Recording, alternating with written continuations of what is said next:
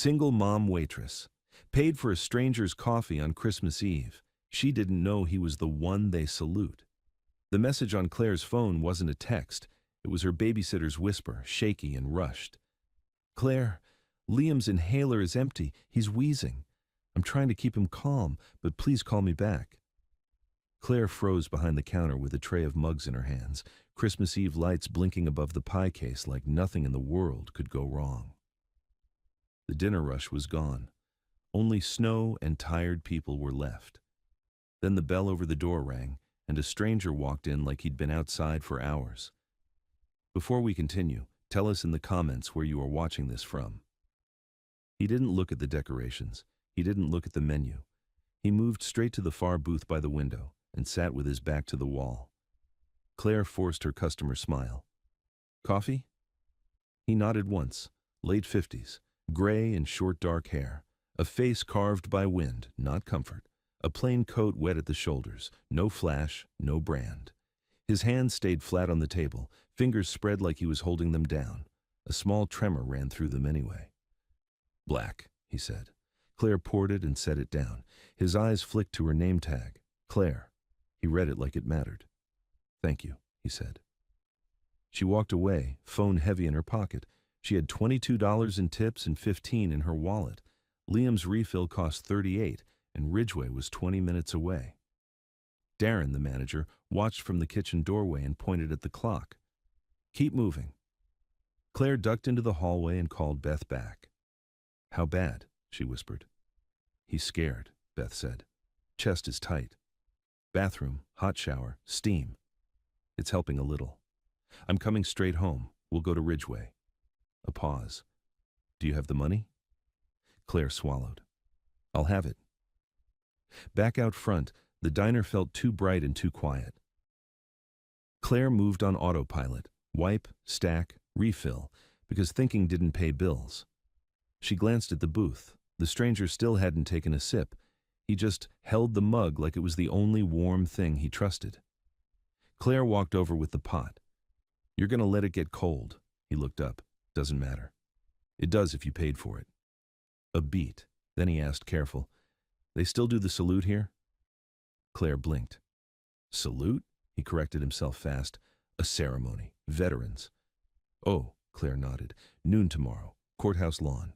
He nodded slowly, like he'd needed to know. "Thank you." Claire started to step away. "You passing through for family?"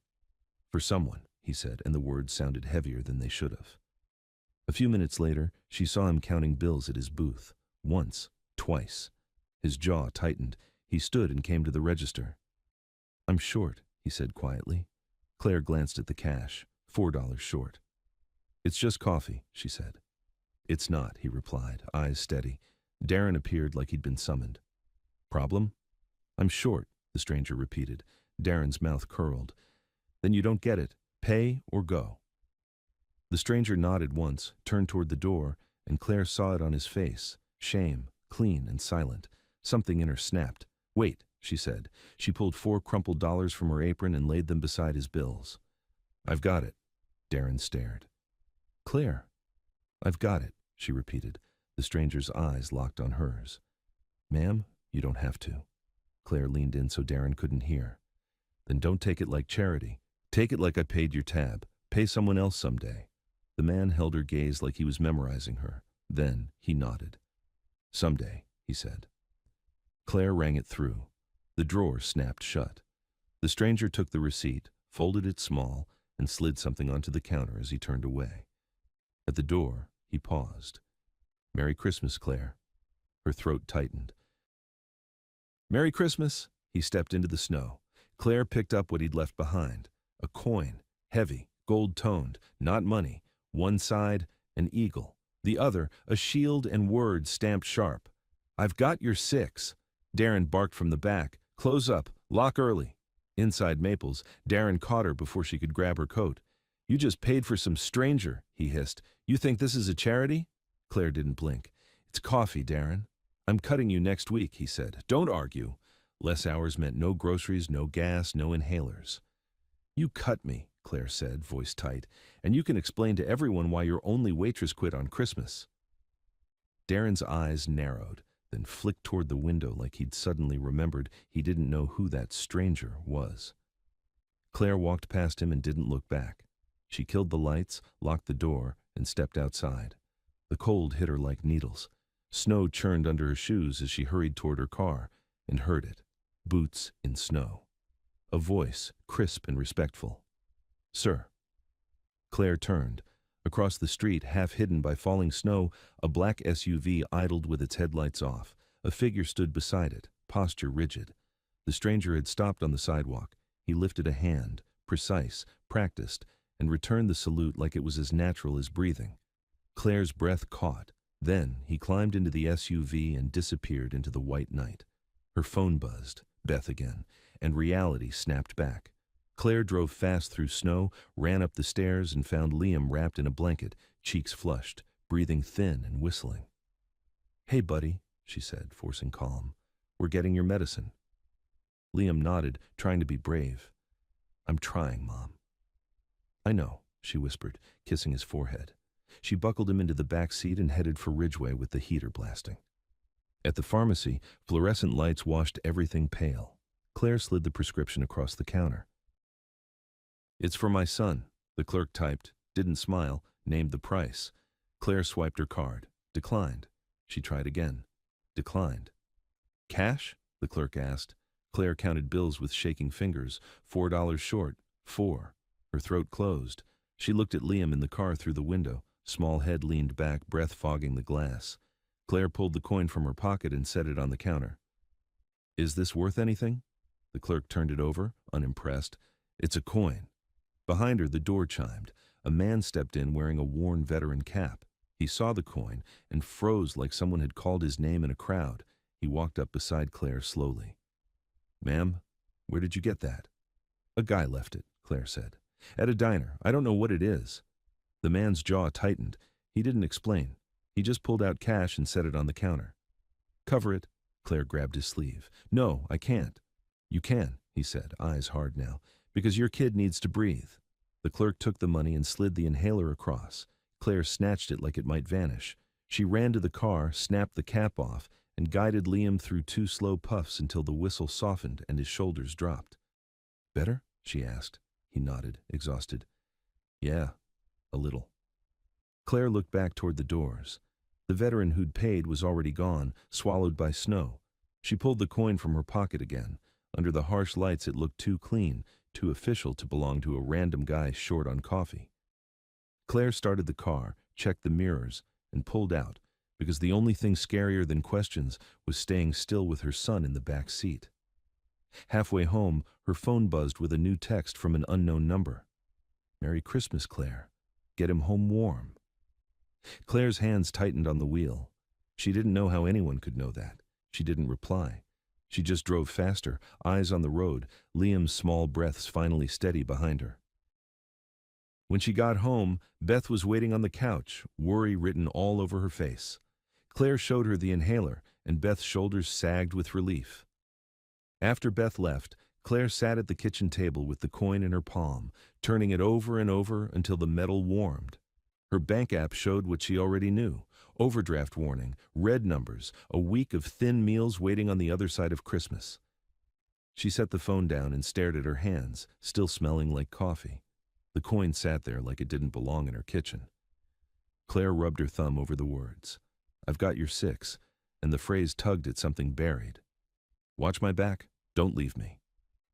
She typed it into her phone, but all she found were military phrases, old photos, and people in uniforms smiling beside coins like trophies. A new message popped up from Darren. "Don't bother asking for New Year's shifts." Claire's chest tightened. She looked toward Liam's room, listened to his breathing, and forced herself to stand. Whatever that coin meant, whatever that stranger was, it had already reached into her life. Outside, the snow kept falling, and somewhere in the dark, a man was being saluted like a king, while she was still trying to understand why he'd ever needed her $4. Christmas morning didn't feel like morning. It felt like a bill collector wearing a Santa hat. Claire woke up on the couch, stiff and sore, with the tree light still on and her phone face down on the coffee table.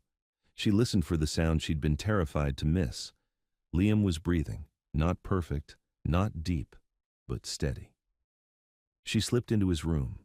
He was sitting up with his stuffed bear, eyes glassy. "Mom," he whispered, "my chest feels tight again." "Okay," Claire said, keeping her voice soft. "We do it early today." 2 puffs, slow breaths.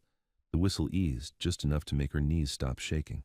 Her phone vibrated. Voicemail. "Claire, it's Mr. Harlan," her landlord said. "Your rent was due yesterday. Call me today. I can't keep carrying you." The message ended. The silence after it felt loud. Before we continue, tell us in the comments where you are watching this from. Claire went to the kitchen and opened the fridge like she didn't already know. She made toast and peanut butter, cut it small, and watched Liam chew like he was trying not to ask questions. At 8:12 a.m., her phone lit up again. "Darren." A text this time. "Don't come in today. Don't call. You're off the schedule." Claire typed back fast. "I need my hours. It's Christmas week." The reply came like a slap. "Should have thought about that before you started paying for random men. Not my problem. $4. That was what he'd punished her for." Claire stared at the coin on the table. Heavy, clean. Wrong in her kitchen. She slid it into her pocket, grabbed Liam's coat, and took his hand. "We're going out," she said. "Just for a bit." "To see the lights?" Liam asked, hopeful. "Yeah," Claire lied. "To see the lights." Break. Maple's diner looked closed from the front, but the back door was cracked. Claire went around, knocked once, and pushed in before she could talk herself out of it. The kitchen was warm and smelled like bacon grease and bleach. Darren stood at the prep counter counting cash. He looked up. His face hardened. "You didn't read my text?" "I read it," Claire said. "I'm here to talk." Darren scoffed. "I'm not paying you to talk." "You can't cut me for paying a customer's tab," Claire said, voice tight. "That's not—" Darren stepped closer. "You made me look weak, in front of him." Claire blinked. "In front of who?" Darren's eyes flicked to the window, the same flick she'd noticed last night, fear pretending to be anger. "You don't know who you covered," he hissed. "People came by this morning asking questions, real polite, real official." Claire's stomach clenched. "About me?" Darren leaned in, voice low. "They asked what time he left, where he sat. If he said anything? And if I'd seen you take something off the counter." Claire's fingers tightened around her purse strap. "The coin." Darren's smile was thin. "So you do have it?" Claire didn't answer. Darren's tone shifted, slick now, like he could sell her out and still call it business. "Here's what you're going to do. You're going to keep your head down. You're going to stop running your mouth. And you're going to thank me for not telling them you were the one who—" "Who what?" Claire snapped. "Who paid $4? Darren's eyes flashed. "Who got involved?" Claire held his stare. "Put me back on the schedule." Darren laughed, short and ugly. "You want hours? Then you better hope whoever's sending you those little texts decides you're worth saving." Claire's blood chilled. "You saw my phone?" "I saw a black SUV outside my diner," Darren said. "And I saw you last night. Don't play dumb. You're not a hero, Claire. You're a waitress with overdue rent." Claire's face burned. "Give me my tips from last night."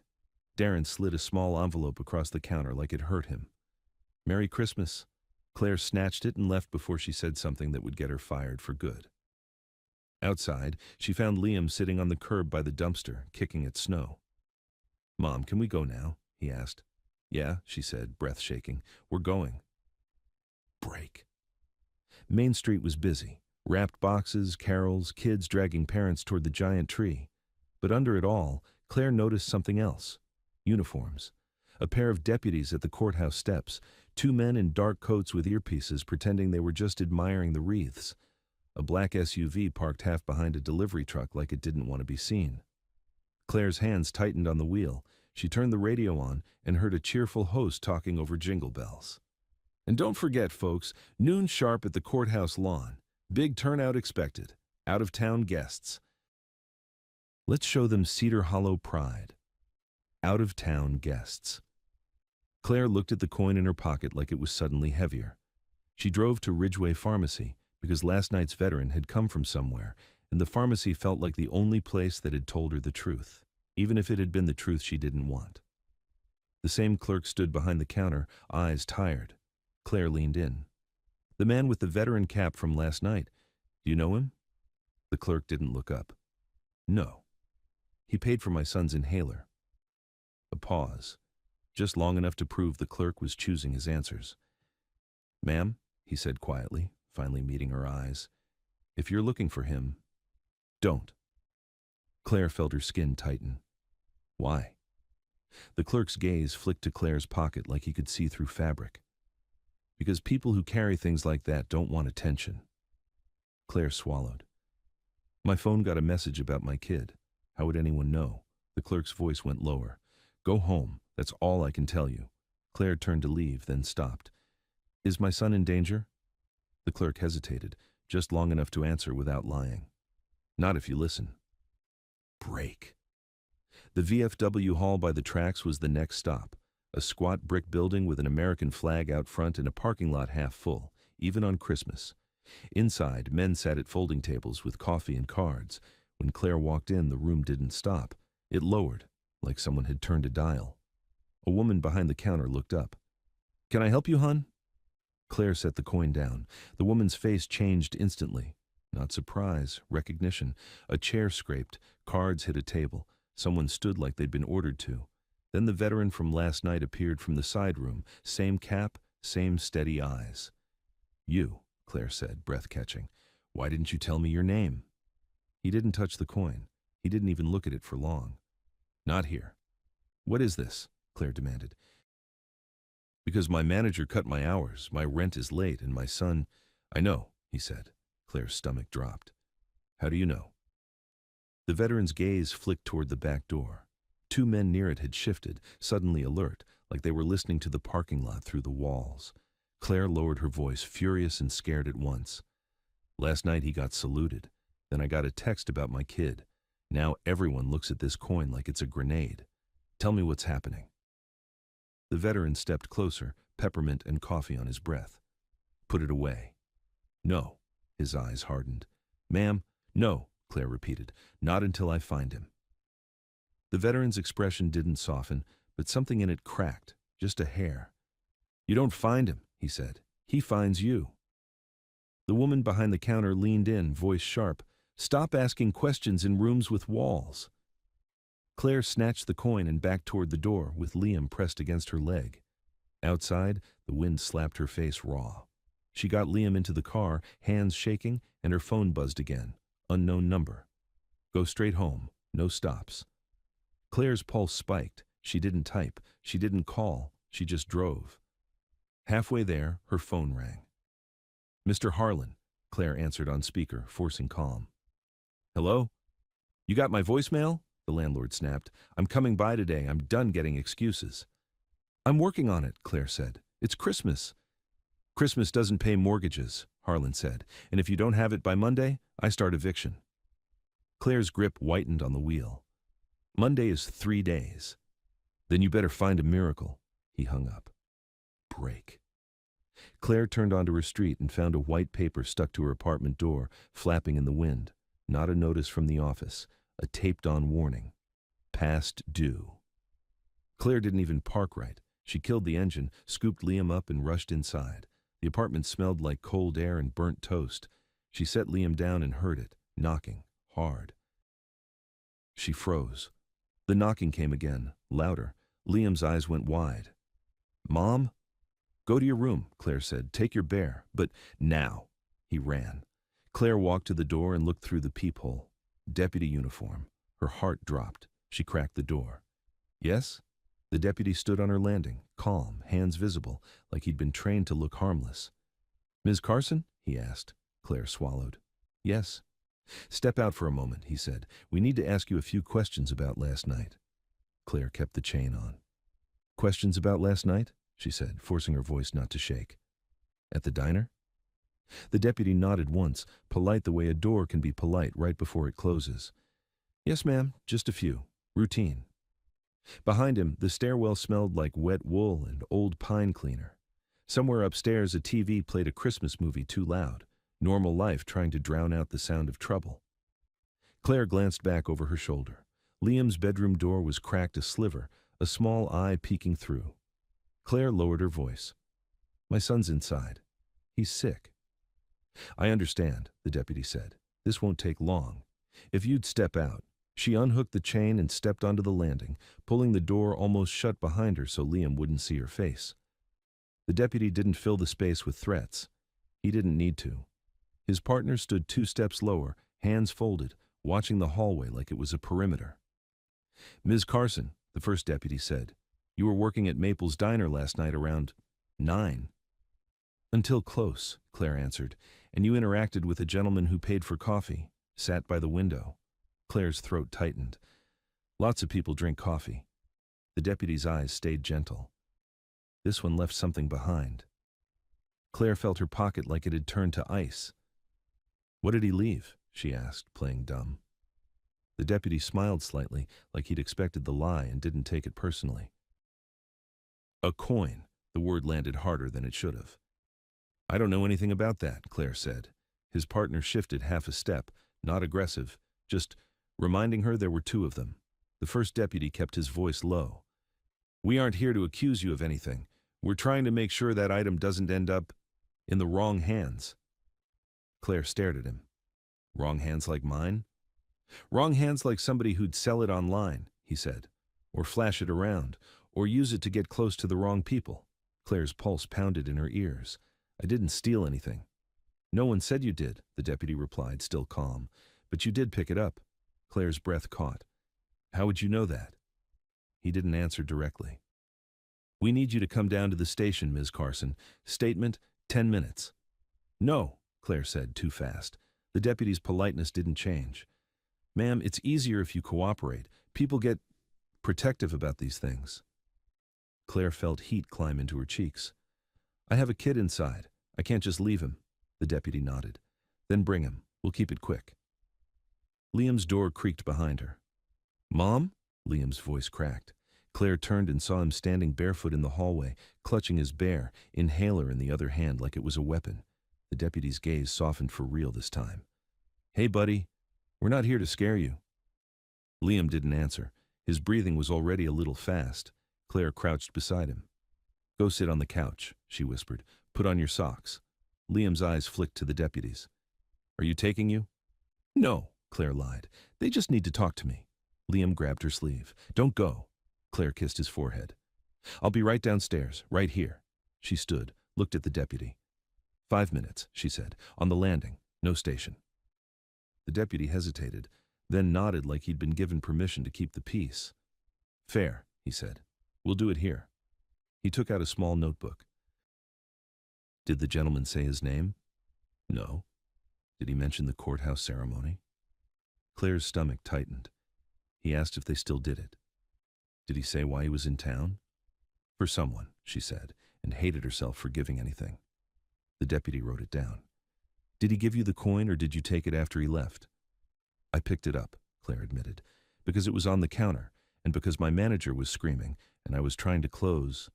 "Where is it now?" the deputy asked gently. Claire didn't answer. The deputy sighed, not frustrated, resigned. "Ms. Carson," he said, "I need you to understand something.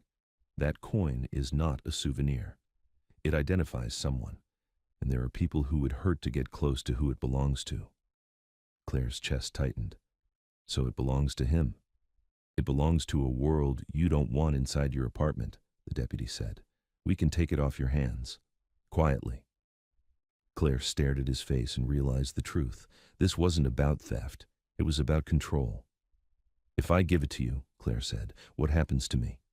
"Nothing," he replied. "And what happens to my job, my rent, my son's medicine?" Claire's voice cracked. "Because somehow, the second I touched it, my life started falling apart."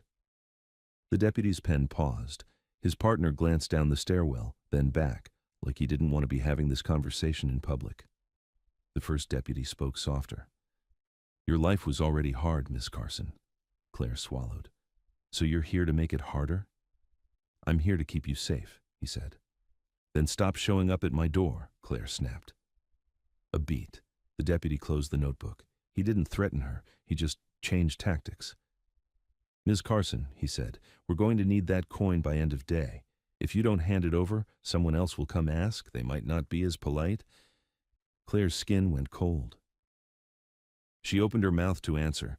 Then Liam coughed inside the apartment, a small, wet sound that punched through her anger like a needle. Claire looked past them, down the stairs, and for a second, she saw the black SUV at the curb, half hidden by a neighbor's van. Engine running, no headlights, like last night. The deputy followed her gaze. His face tightened just for a second. That was all she needed to know. He tipped his hat slightly. "Merry Christmas," he said, like they were done. Then both deputies walked away without looking back. Claire locked the door with shaking hands and leaned against it, breathing hard. Liam stood in the living room, eyes wide. Why were they here? Claire forced a smile that hurt her face. Just grown-up stuff. Are we in trouble? Claire looked at him. His cheeks were still pale. His inhaler was almost new, but already she was counting the doses like they were dollars. "We're okay," she said. "We're okay." Her phone buzzed. Unknown number. "Do not give the coin to anyone in uniform. If they come back, don't open the door." Claire stared at the screen until it blurred. She typed, "Who are you?" The reply came immediately. A friend of his. Claire's hands shook so badly she dropped the phone onto the couch. Break.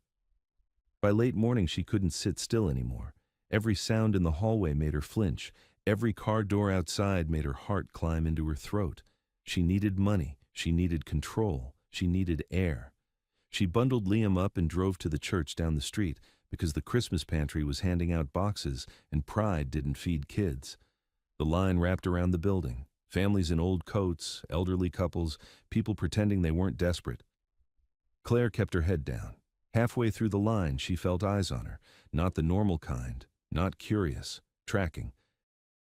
She glanced to the side and saw a man in a dark coat standing near the corner of the church, hands in his pockets, looking at nothing, except every few seconds his gaze would flick to her, then away.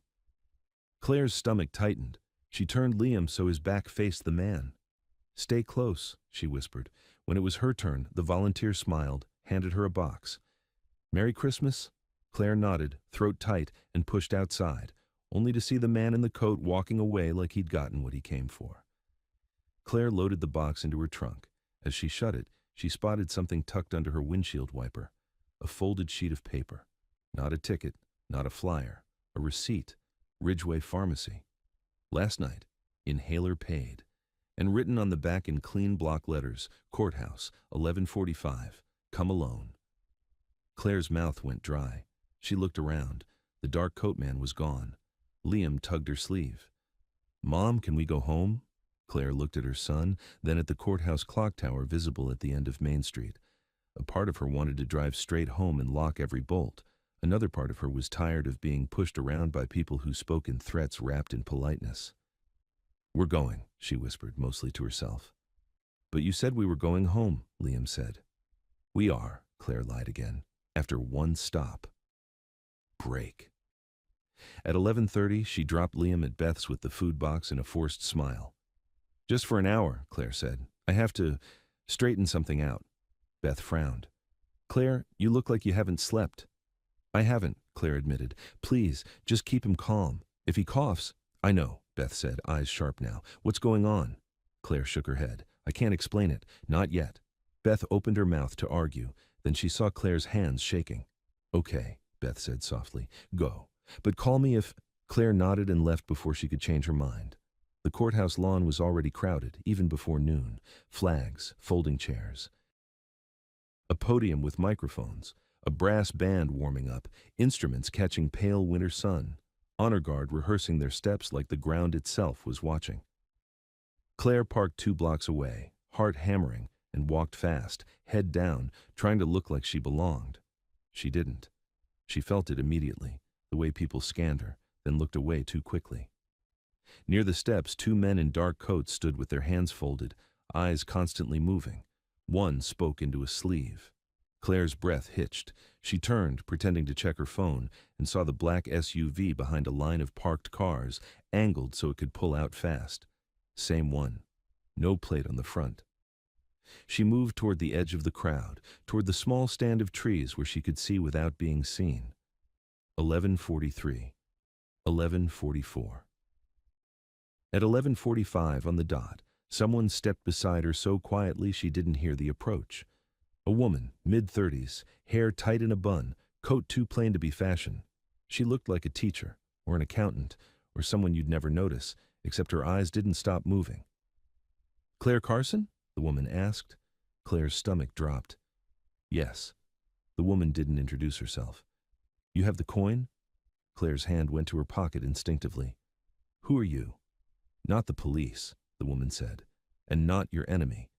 Claire's voice came out thin. "Then why are there deputies at my door?" The woman's eyes flicked toward the steps. "Because they're doing their job, and because they don't know how to handle what they're standing next to." Claire felt her knees go weak. "What is he?" The woman looked at her for a long second, like she was weighing whether Claire could carry the truth without breaking. Then she said, "You saw him get saluted." Claire nodded. The woman's voice went quieter. "In this town, they're about to salute him again. Not because he's rich, not because he's famous, because men who don't salute for anyone salute for him." Claire's throat tightened. "So why me?" The woman's gaze dropped to Claire's pocket. "Because you didn't know. You paid anyway." Claire's anger flared, sharp and desperate. "And now I'm getting threatened, losing my job, about to get evicted?" "I know," the woman interrupted, and the way she said it made Claire feel naked. "And that's why I'm here." The woman slipped something into Claire's hand, a small envelope, thick. Claire's fingers curled around it automatically. "What is this?" Claire whispered. "Don't open it here," the woman said. "Walk away. Go to your car. Read it in privacy." Claire's mouth went dry. "Is it money?" The woman's jaw tightened. "It's options." Claire swallowed. "I didn't ask for this." "No," the woman agreed. "You asked for $4 worth of coffee to not ruin a man's night, and somehow that mattered more than you understand." Claire stared at her. "Where is he?"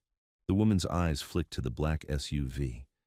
"Right where he needs to be." Claire turned her head slightly, trying to see through the windshield glare. A silhouette in the back seat, still, watching. Her phone buzzed again in her pocket. Unknown number. "Don't open the envelope. Not yet." Claire's breath caught. The woman's eyes narrowed. She'd seen Claire's reaction. "They're still texting you," the woman said, voice sharp now. "Give me your phone." "No," Claire said, "if you want your son safe." "My son is safe when I'm the one making choices," Claire snapped. The woman's face hardened, and for the first time she looked less like a helpful stranger and more like someone trained to take control. "Claire," she said, slow, "you're standing in the middle of something bigger than you. Bigger than this town. Bigger than a diner manager." Claire's throat tightened. "Then stop dragging me through it." The woman leaned in, voice low. "Hand me the coin, right now." Claire's fingers tightened in her pocket around the heavy metal. "No," she said, and surprised herself with how solid it sounded. The woman's eyes flashed. "You don't get to keep it." Claire's voice shook, but she didn't back down. "Then tell me why I'm being hunted for it." The woman stared at her for a beat, then exhaled through her nose like she'd run out of patience. "Because that coin is his identity," she said, "and because someone else already knows you have it." Claire's blood turned to ice. "Who?" The woman didn't answer, because at that exact moment, the courthouse loudspeaker crackled and the announcer's voice boomed over the lawn. "Ladies and gentlemen, if everyone could please stand." The crowd shifted. People rose, chairs scraped. The honor guard snapped into position. Claire's heart hammered so hard she thought she might throw up. The band lifted instruments, and from behind the parked cars, the black SUV's rear door opened. Claire saw his boots hit the pavement first, then his hand, steady, precise, adjusting his coat, then his face, turning slightly, eyes scanning. And when his gaze found Claire at the edge of the crowd, it didn't slide away. It locked on her like he'd been looking for her the whole time. Claire's phone vibrated in her pocket again, and before she could stop herself, she pulled it out. One new message. If she gives them the coin, Liam loses. Claire's breath stopped.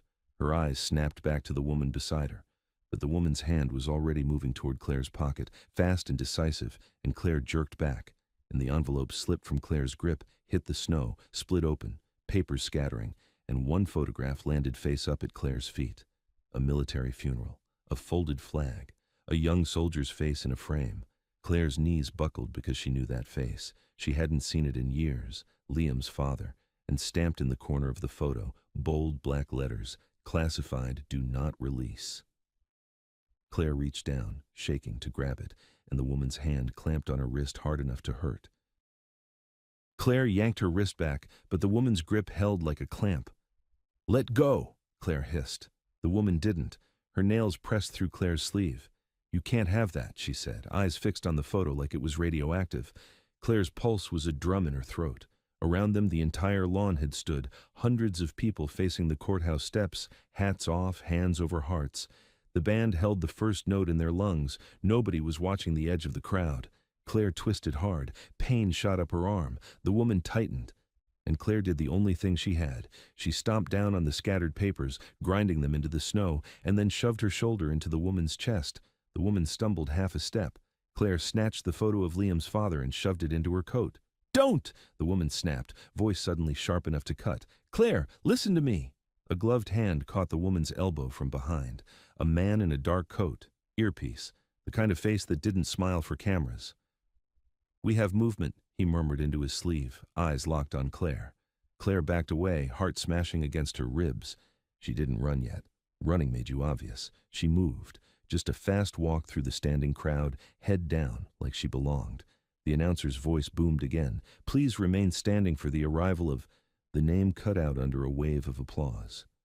Claire didn't hear it. She was watching the line of cars, the open SUV door, the man stepping forward like the ground had been waiting for him. He was close enough now that she could see it wasn't pride on his face. It was duty. And something else under it. Wait. His gaze stayed on her, not panicked, not confused, warning.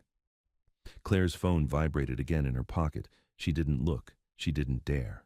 She pushed through the last row of chairs and slipped behind a family with 2 kids in matching scarves. A second later, she was at the sidewalk, then the street, then the space between parked cars where no one could see her hands shaking. She didn't know what she was doing. She just knew she couldn't let that woman take the coin. Because the text said, "Liam loses." That was enough. Claire reached her car and fumbled the keys. Her hands were so cold, she almost dropped them. She got the door open, slid inside, locked it, and sucked in a breath so deep it hurt. The courthouse loudspeaker crackled. The band finally started, loud enough to vibrate the windshield. Claire looked down at the envelope the woman had given her. It was still in the snow somewhere behind her. She'd lost it. But she had the photo, and she had the coin. And now she had eyes on her. In the side mirror, she saw the woman scanning the sidewalk like a predator who'd lost a scent. The man with the earpiece spoke into his sleeve again. Claire started the engine. A knock hit her window. She flinched and turned. The stranger stood beside her driver's door. No coat hood now, no hiding. Snow melting on his shoulders, his face calm but carved with something old. Claire's breath locked in her lungs. He raised a hand, palm open, not a threat, a request. Claire cracked the window an inch. "What do you want?" she whispered. His voice was quiet, but it carried like a command anyway. "You need to leave." Claire's eyes flashed. "No, I need answers." He didn't argue. He glanced toward the courthouse where the crowd stood frozen in ceremony, then back to her. "You shouldn't have come," he said. "I got a receipt under my wiper," Claire snapped. "It told me to come alone." His jaw tightened. "That wasn't from me." Claire's stomach dropped. "Then who?" "Someone who wants you in the open," he said. And for the first time his calm slipped. Not fear for himself. Fear for her. Claire swallowed hard. "They came to my door. Deputies, asking about the coin." His eyes narrowed. "Did you give it to them?" "No." A flicker of relief. Then it was gone. "Good," he said. Claire's voice cracked. "Who are you?" He didn't answer the way she expected. He asked his own question. "Where's your son right now?" "With a sitter," Claire said. "Why?"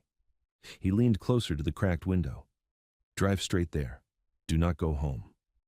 Claire's chest tightened. "Why?" Because he didn't have time to soften it. "Because if they can't get the coin," he said, "they'll get leverage."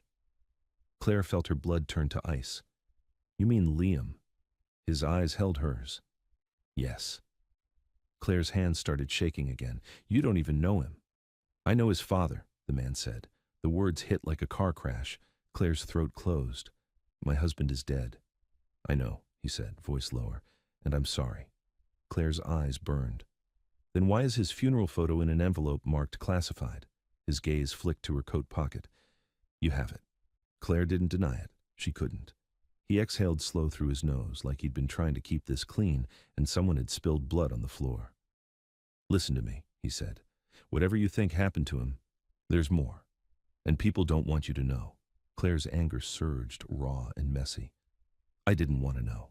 I wanted to work my shifts and pay my rent and keep my kid breathing.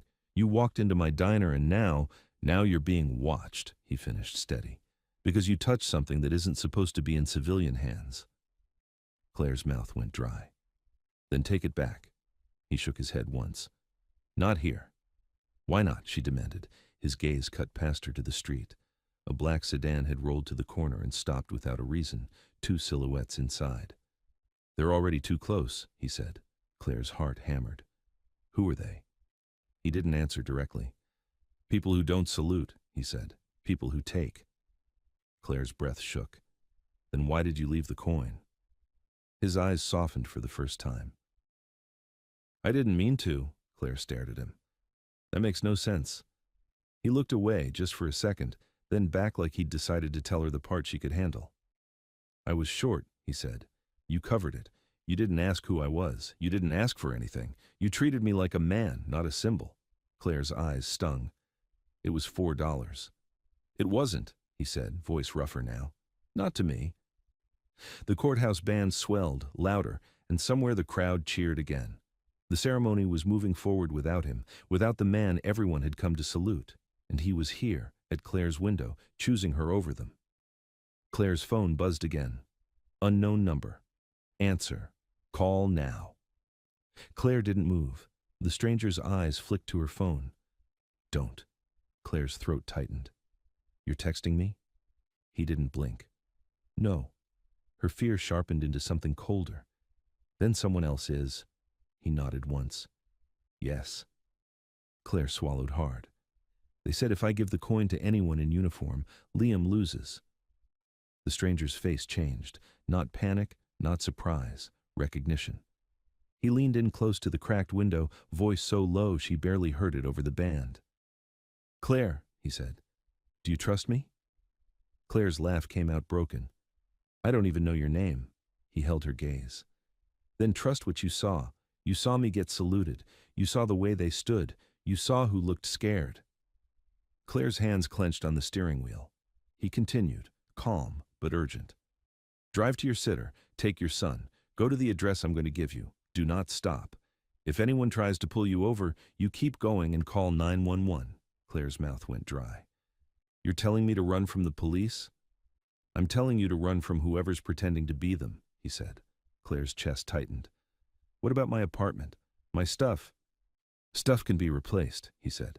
Your son can't. Claire felt like she might vomit. He slipped a small card through the cracked window, blank on one side, handwritten on the other with an address and a time. 12:20.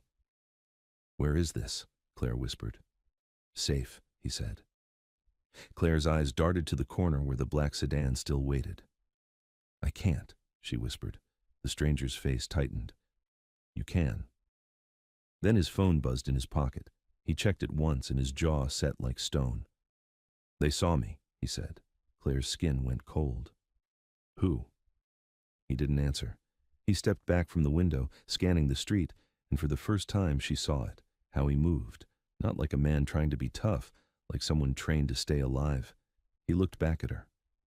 One more thing, he said. Claire swallowed. What? His voice dropped, heavy. Do not let anyone take that photo from you. Not police, not deputies, not anyone. If you lose it, you lose the truth. Claire's throat tightened. What truth? The stranger's eyes held hers for one beat, and in them she saw something that didn't belong on Christmas. Regret. Then he said, Your husband didn't die the way they told you. Claire's breath stopped, and at that exact moment, the black sedan's doors opened. Two men stepped out, moving fast, straight toward Claire's car. The stranger's hand shot up, not to fight, just to signal. Go, he barked, voice suddenly sharp enough to slice through the music. Claire slammed the car into drive. As she pulled away, tires crunching snow, she saw the stranger step into the street, not running, not backing down, just placing himself between her and them like it was the most natural thing in the world. In her rearview mirror, one of the men reached inside his coat.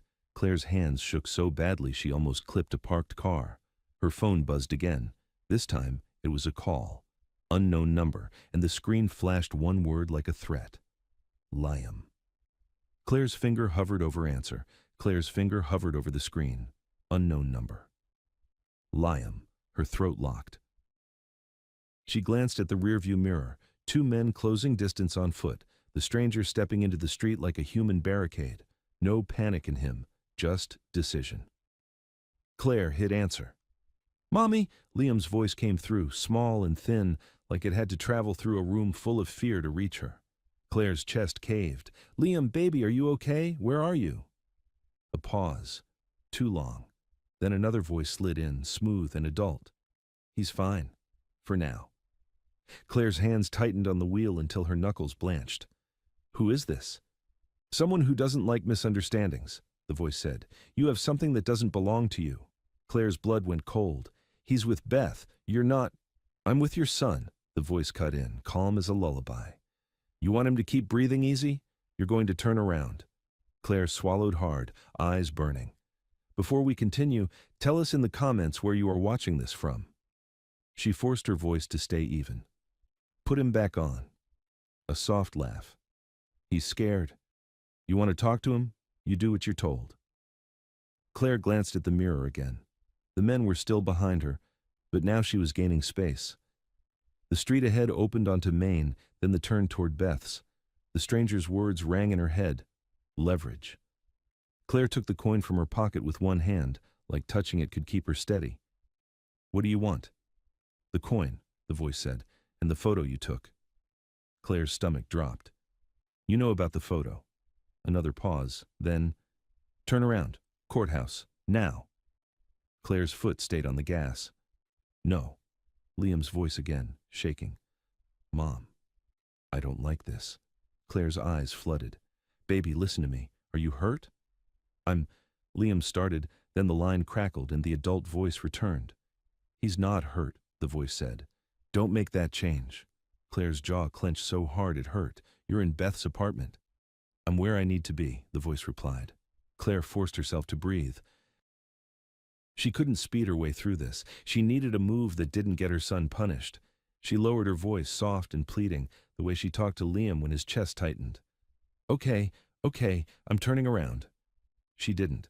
She signaled right, then at the last second, cut left into a narrow side street, tucked between two buildings where the snow had piled high and the road narrowed into a squeeze. "Hey!" the voice snapped. Claire killed the call. Then she did the one thing she'd never done in her life. She drove like someone chasing oxygen. She threw the car around a corner, tires sliding, then straightened out and pushed toward Beth Street. Her phone immediately rang again. Unknown number. She ignored it. It rang again. Ignored. A text buzzed, flashing across the screen. "Pick up or he gets it." Claire's vision tunneled. She shoved the phone into the cup holder and didn't look at it again. When she turned onto Beth's block, her stomach flipped. A dark sedan sat at the curb near Beth's building, engine idling, two silhouettes inside. Not the same angle as a neighbor's car, not the same patience. Claire didn't park. She rolled past, slow, eyes forward like she didn't see it, then went around the block. On the second pass, she watched the sedan's brake lights flicker, as if deciding whether to follow. Claire's mind ran fast, sharp.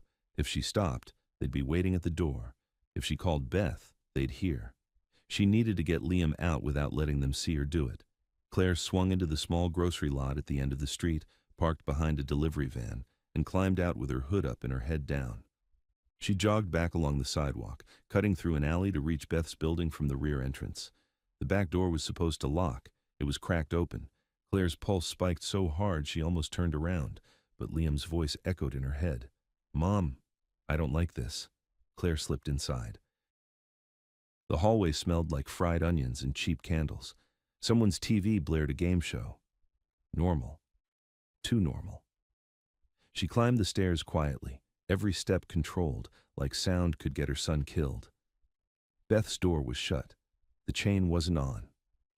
Claire's hand shook as she reached for the knob. She pushed. It swung open. Beth was on the floor in the living room, eyes wide, mouth taped, wrists bound with a scarf. Her face was red from crying. Claire's blood turned to ice. "Beth," Claire whispered, dropping to her knees. "Oh my God!" Beth made a muffled sound, frantic, eyes darting toward the hallway. Claire followed the look. Liam's bedroom door was half open. Claire's heart slammed. She stood slowly, keeping her breathing quiet, and stepped into the hall. From inside Liam's room she heard a man's voice, low and calm, like he was explaining something reasonable. "So you're going to be brave, right? Mommy's going to bring something back, and then we're all going to be okay." Claire's fingers tightened around the edge of the doorframe until her nails bit her skin. She looked down. On the floor by the wall sat Liam's inhaler. No child drops that. Claire backed one step, reached into her coat and pulled out the coin. Heavy, cold. She held it tight in her fist like a rock. Then she stepped into the doorway. A man stood near Liam's bed, back to her. Dark coat, short hair, one hand resting casually on Liam's shoulder like they were friends. Liam sat on the mattress, stiff, eyes glossy with tears. His gaze snapped to Claire. "Mom," he whispered. Then he froze like he wasn't sure he was allowed to. The man turned. Not a deputy. No uniform, clean face, eyes flat. He smiled like he had the right to. "Claire," he said softly. "There you are. We were worried." Claire didn't move. "Step away from my son." The man's smile didn't fade. "You're making this dramatic." Claire's hand clenched tighter around the coin. "Step away." He raised his hand slightly like a teacher calming a child. "No one is here to hurt anyone. We're here to retrieve property." "That coin isn't yours," Claire said. "It's not yours either," he replied. Claire's voice shook. "You taped my friend's mouth." He shrugged. She screamed. Liam's small voice cracked. "Mom, I want you." Claire's chest split open. She forced herself not to rush because rushing would get him grabbed. She took one slow step forward. "Let him come to me." The man's eyes flicked to her fist. "Is that it?" Claire didn't answer. He sighed like she was wasting his time. "You saw someone get saluted and thought it meant he's untouchable. It doesn't." Claire felt cold spread through her limbs. "Where is he?" The man's smile sharpened. "Not here. He sent you running, didn't he? Brave little waitress." Claire's vision blurred, rage and fear mixing. "Don't talk about me. Don't talk about him. Just let my son go." The man leaned closer to Liam, voice still gentle. "Hey, buddy, tell your mom to give it back." Liam's breath hitched. Claire moved before she could think. She lunged, not at the man's face, at his wrist. The coin smashed into the side of his hand with a dull crack. He hissed, reflexively pulling back. That was enough. Claire grabbed Liam under the arms and yanked him off the bed, pulling him against her chest. The man recovered fast, too fast. His hand shot out toward Liam. Claire pivoted, driving her shoulder into the doorframe as she turned, shielding Liam with her body. His fingers grazed Liam's coat but didn't hold. Claire ran. She sprinted down the hall, Liam in her arms, his breath hot against her neck. She burst into the living room and dropped to Beth, ripping the tape off with shaking hands. Beth sobbed, gasping. He said they'd call 911, Claire snapped, voice breaking. "Now?" Beth's hands shook as she fumbled for her phone. Claire didn't wait. She carried Liam down the stairs, one hand on the rail, feet slipping on snow that had been tracked in. Behind her, footsteps hit the landing. Fast. Claire's stomach dropped. She hit the door and pushed into the cold. The dark sedan at the curb had its door open now. A second man stood beside it, watching the building like he'd been expecting her to come out carrying exactly what she was carrying. Claire ran the opposite direction, cutting across the yard behind the building, snow up to her shins, Liam clinging to her. "Mom," Liam wheezed. "I've got you," Claire panted. "I've got you." She reached the alley where she'd come in, and her car was still behind the delivery van. She shoved Liam into the back seat, buckled him with trembling hands, and grabbed the inhaler from her coat pocket. 2 puffs. His breathing eased just enough. Claire slammed her door and started the engine. As she pulled out, she saw the dark sedan rolling toward the alley entrance. Blocking. Claire's chest tightened. She threw the car into reverse and backed hard, tires spinning in slush, then cut the wheel and shot out the other side of the lot onto the main road. The sedan lunged after her. Claire drove with both hands locked on the wheel, heart banging, Liam coughing softly behind her. She glanced at the handwritten card the stranger had given her. The address, 1220. She checked the clock, 12:14. 6 minutes. The sedan stayed 2 cars back, patient, like it didn't need to hurry. Claire's phone buzzed again, a new text, from unknown under the bridge, now. Claire's breath stuttered. Under the bridge was a shortcut, dark and empty, a trap. She ignored it and kept driving toward the address, an industrial strip near the edge of town, old warehouses and dead lots where no one went unless they had to. The sedan closed the distance. Claire turned without signaling, then turned again, trying to lose them through back streets. Still there. A horn blared as she cut too close in front of a pickup. She didn't care. She made the last turn onto a narrow road lined with chain-link fences and snowbanks. The address led to a small, plain building with no sign, just a security light and a door painted gray. No cars outside, no movement. Claire's stomach flipped. Safe didn't look like this. Behind her, the sedan's engine growled closer.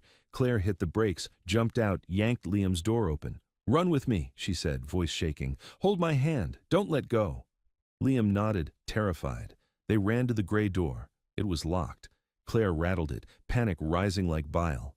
The sedan stopped behind her with a soft crunch of snow. A car door opened. Claire threw herself against the door again, desperate. Then, click. The gray door unlocked from the inside. It opened just a crack, and a hand shot out, grabbing Claire's wrist and pulling her in hard. Claire stumbled inside, dragging Liam with her. The door slammed shut behind them. Claire spun, breath ragged, and saw the stranger standing in the dim light, eyes locked on Liam first, not her. Liam stared up at him, trembling. The stranger's jaw tightened like he'd been holding something back all day. Then he said quietly to Claire, "They got to him before you did." Claire's lungs forgot how to work. "They got to him before you did," the stranger repeated, quieter this time, like he was trying not to scare Liam with the words. Liam clung to Claire's sleeve, eyes huge, breath thin. "Mom, I'm tired." Claire dropped to her knees in front of him, hands on his cheeks. "Look at me. Breathe slow. In, out." The stranger moved fast, no wasted motion, crossing the small room to a metal cabinet on the wall. He punched in a code without looking at the keypad. The cabinet popped open. Inside, a medical kit, sealed pouches, and a radio. He tossed a packet to Claire. "Nebulizer mask. Put it on him." Claire's hands shook as she tore it open. "I don't have a nebulizer." "We do," he said. He reached under a work table and pulled out a compact device like he'd hidden it there on purpose. He clicked pieces together with practiced speed, snapped in a vial, then handed the mask to Claire. "Hold it tight," he said. "He's going to fight it for a second. That's normal." Liam started to cry the second the mask touched his face. "It's okay," Claire whispered. "It's just air, just medicine." The stranger crouched beside them, not crowding, not touching Liam, just close enough to steady the device and keep it running. The room smelled like cold metal and something faintly antiseptic. It wasn't a home. It was a place meant for emergencies. Claire looked up at him, fury and panic mixing. "What did you mean, before I did? Who was with him?" The stranger didn't answer right away. He watched Liam's chest, counting breaths like numbers mattered more than words. Then he said, "Someone found Beth's apartment first. They wanted you to feel trapped." Claire's voice cracked. "They taped her mouth. They threatened my son."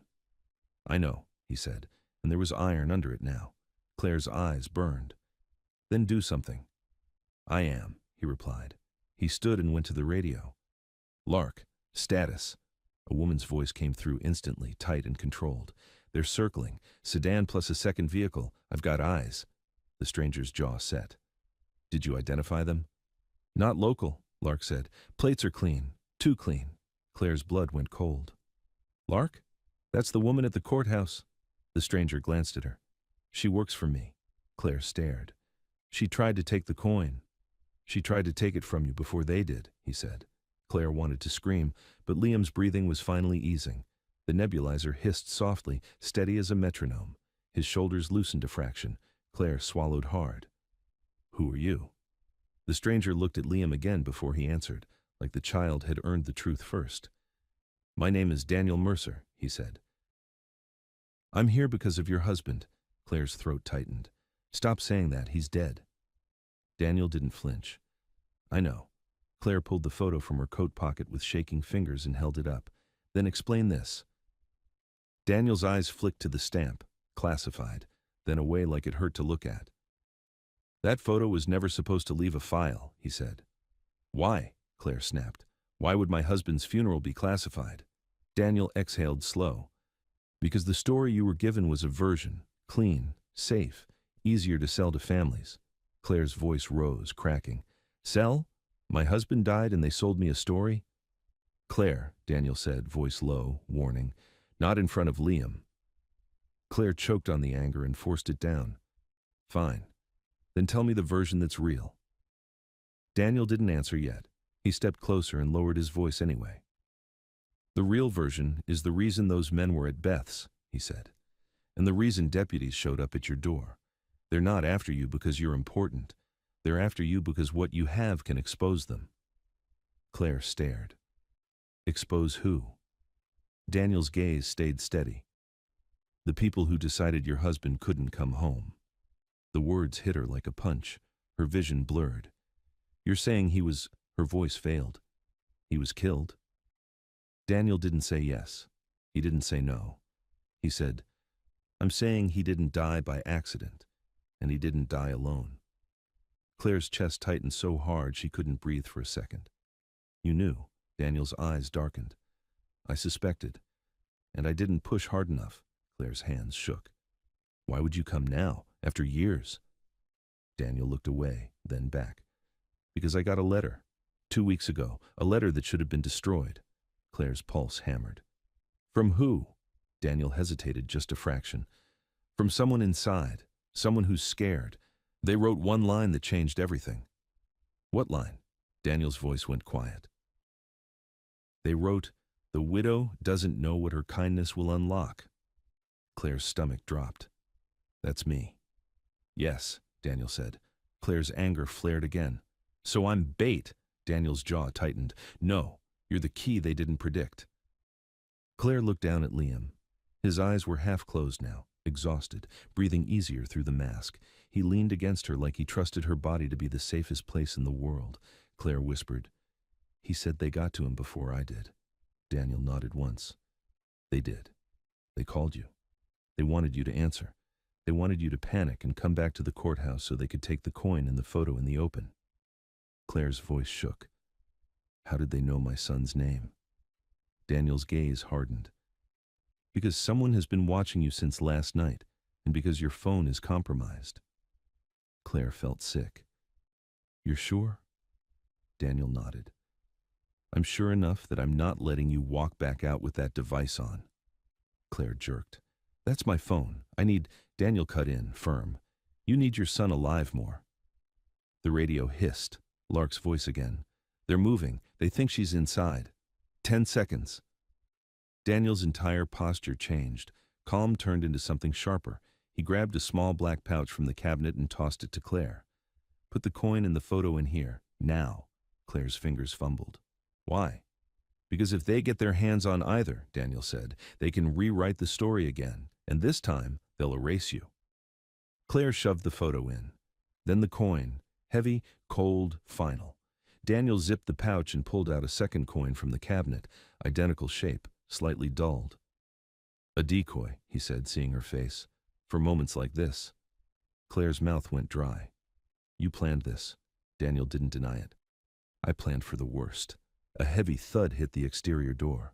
Another. Liam flinched at the sound, eyes snapping open, panic returning. Claire tightened her arms around him. Hey!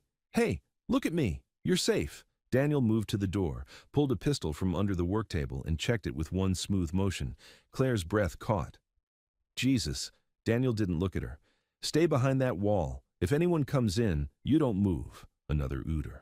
The door rattled. A voice from outside, loud, official sounding. Police! Open up! Claire's skin went cold. That's... Daniel shook his head slightly. Not local. The voice again. Open the door now. Claire's stomach turned. They're pretending. Daniel's eyes stayed on the door. Yes. The door shuddered. Metal screamed. Claire pulled Liam tighter as the hinge started to give. Daniel spoke into the radio, low and precise. "Lark, go." A pause, then Lark. "Copy."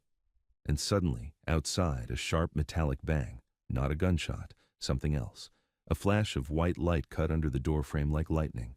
The men outside cursed. Footsteps scrambled. Daniel didn't wait. He grabbed Claire's arm. "Now! Back exit!" "What back exit?" Claire gasped. Daniel shoved a shelf aside, revealing a narrow door behind it. He yanked it open. Cold air punched in. A dark corridor beyond, lit by a single bare bulb. Claire stumbled forward with Liam, heart hammering. Behind them, the main door finally gave way with a crash. Men shouting, boots on concrete. Daniel pushed Claire into the corridor, then slammed the hidden door behind them. They ran. The corridor led to another door, this one steel, with a keypad. Daniel punched the code. It opened into a tight garage bay. A vehicle waited inside, an older-looking van, plain, the kind nobody notices. "Get in," Daniel barked. Claire climbed in with Liam, sliding across the bench seat. Liam's eyes were wide, but he was breathing. Daniel jumped in the driver's seat, started the engine, and the van rolled forward. As they moved, Claire looked through the back window. The gray door of the building burst open. Two men spilled out into the snow, scanning wildly. One of them raised a phone to his ear. Then he looked straight toward the van like he could feel it leaving. Claire's phone buzzed again in her pocket, like a heartbeat that wasn't hers. Daniel snapped, "Give it to me." Claire handed it over. Daniel didn't smash it. He pulled a small metal pouch, like a thick envelope, from the glove compartment and shoved the phone inside. The buzzing stopped instantly. Claire stared. "What is that?" "Faraday bag," Daniel said. "It stops signals. They can't track it now." Claire's mouth went dry. "So they were tracking me." Daniel's eyes stayed on the road. "Yes." They drove through back roads, away from town, away from lights, into a stretch of trees where the snow looked untouched. Claire's hands trembled around Liam. "Where are we going?" Daniel's voice stayed controlled. "Somewhere they can't lean on uniforms." Claire's throat tightened. "And then what?" Daniel glanced at her for the first time since they'd started moving. His eyes were hard, honest. "Then," he said, "I tell you who your husband really was, and why men in this town still salute me for his death." The van smelled like cold rubber and old coffee, like it had lived too many nights parked behind too many buildings. Claire sat rigid on the bench seat with Liam folded into her side, his cheek pressed to her coat, the nebulizer mask now dangling loose in her lap. Every few minutes she checked his breathing the way you check a door lock, again and again, because one time isn't enough to feel safe. Daniel drove without headlights for a stretch, using the snow's pale glow in memory. When he finally turned them on, it was under a canopy of trees where no one could see from the road. Claire stared at him. "How do you know they won't follow us?" Daniel didn't look away from the road. "Because they didn't see us leave. They guessed. Guessing wastes time." "Time is exactly what they have," Claire snapped. Her voice came out sharper than she meant, but she was past apologizing for fear. "They found Beth. They had Liam. That means they can find anyone." Daniel's jaw tightened. "They found Beth because your phone led them, not because they're everywhere." Claire's throat closed. "My phone did that to my son." Daniel's hand stayed steady on the wheel. "Your phone did what it was forced to do. Someone got access. They're watching patterns, not magic." Claire swallowed, eyes burning. "Then why did you walk into my diner? Why did you make yourself visible?" Daniel's answer came after a beat. "I didn't." Claire blinked. "What?" "I've been in this town for days," he said, in and out, quiet, watching. "Watching me?" Claire's voice rose. "Watching the ceremony," Daniel corrected. "Watching who showed up early, who avoided cameras, who tried too hard to look normal." Claire's hands trembled around Liam. "So you were baiting them?" Daniel's eyes cut to her for a fraction. "No, I was waiting for proof." "And then I paid for your coffee," Claire whispered, the words tasting bitter now. "And suddenly everything moves." Daniel didn't deny it. "Yes." Claire stared out the window at black trees and snowbanks. "So my kindness was your proof." Daniel's voice went lower. "Your kindness was their mistake." The road opened, and ahead, a single light glowed between the trees, yellow, weak, like a porch bulb fighting the winter. Daniel turned down a narrow drive and stopped beside a small cabin set back from the road. No neighbors, No sound. A place that didn't exist unless you knew to look. He killed the engine. Silence rushed in. Liam stirred. "Mom, where are we?" Claire kissed his hair. "Just somewhere warm for a minute." Daniel got out first, scanning the tree line, then opened the side door for them. Cold slapped Claire's face as she climbed out with Liam. Her legs felt like rubber. Inside the cabin it was plain. A couch, a small table, a space heater, bottled water. Nothing personal. Nothing you'd miss if you had to leave in 30 seconds. Daniel moved like he'd been here before. He checked the locks, pulled the curtains, then crouched beside Liam. "Hey," he said gently. "You doing okay, champ?" Liam's eyes tracked him, wary. "Are you a police?" Daniel's mouth tightened, almost a smile, but it didn't reach his eyes. "No." Liam looked at Claire. "Who is he?" Claire swallowed. "Someone who knew your dad." Liam's face went still, like the name opened a door in his head he didn't like opening. He didn't remember much of his father, only a voice in old videos, a laugh, a uniform hanging in a closet Claire had finally packed away because it hurt too much. "My dad was a soldier," Liam said softly. Daniel nodded once. "He was."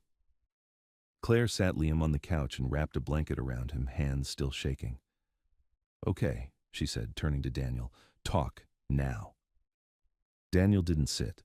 He stood near the table like he didn't allow himself comfort. "You need to understand what's happening," he said, "but you also need to understand what's not happening." Claire's laugh came out dry.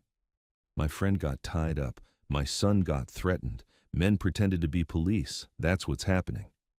Daniel nodded. "And none of that is official." "Then who are they?" Claire demanded. "Say it." Daniel hesitated, choosing words that wouldn't make the cabin feel smaller. "A group," he said. "Inside contractors, not uniform, not elected. They move like security.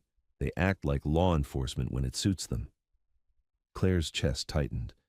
"So they can just do this?" "They can," Daniel said, "until someone with authority stops them." Claire's eyes flashed. "And that's you?" Daniel didn't answer that like it was a compliment. "It's my responsibility." Claire's throat burned. "Because you feel guilty." Daniel's face didn't change. "Because your husband is the reason I'm still alive." Claire froze. Daniel held her gaze. "Your husband saved my life." More than once. The room felt like it tipped sideways. Claire gripped the back of a chair to keep herself upright. "He was infantry," she said, forcing the words out. "That's what they told me. They told me he died in a vehicle accident." Daniel's eyes hardened. "He wasn't infantry." Claire's breath hitched. "What?" "He was attached," Daniel said, voice controlled, "to a unit that doesn't exist on paper." Claire shook her head hard. "No, that's not. He wouldn't." "You didn't know," Daniel said, not cruel, just honest. "Most spouses don't. That was part of it." Claire's vision blurred. "Then who was he really?" Daniel looked at Liam, asleep now, his face slack with exhaustion. Then he lowered his voice.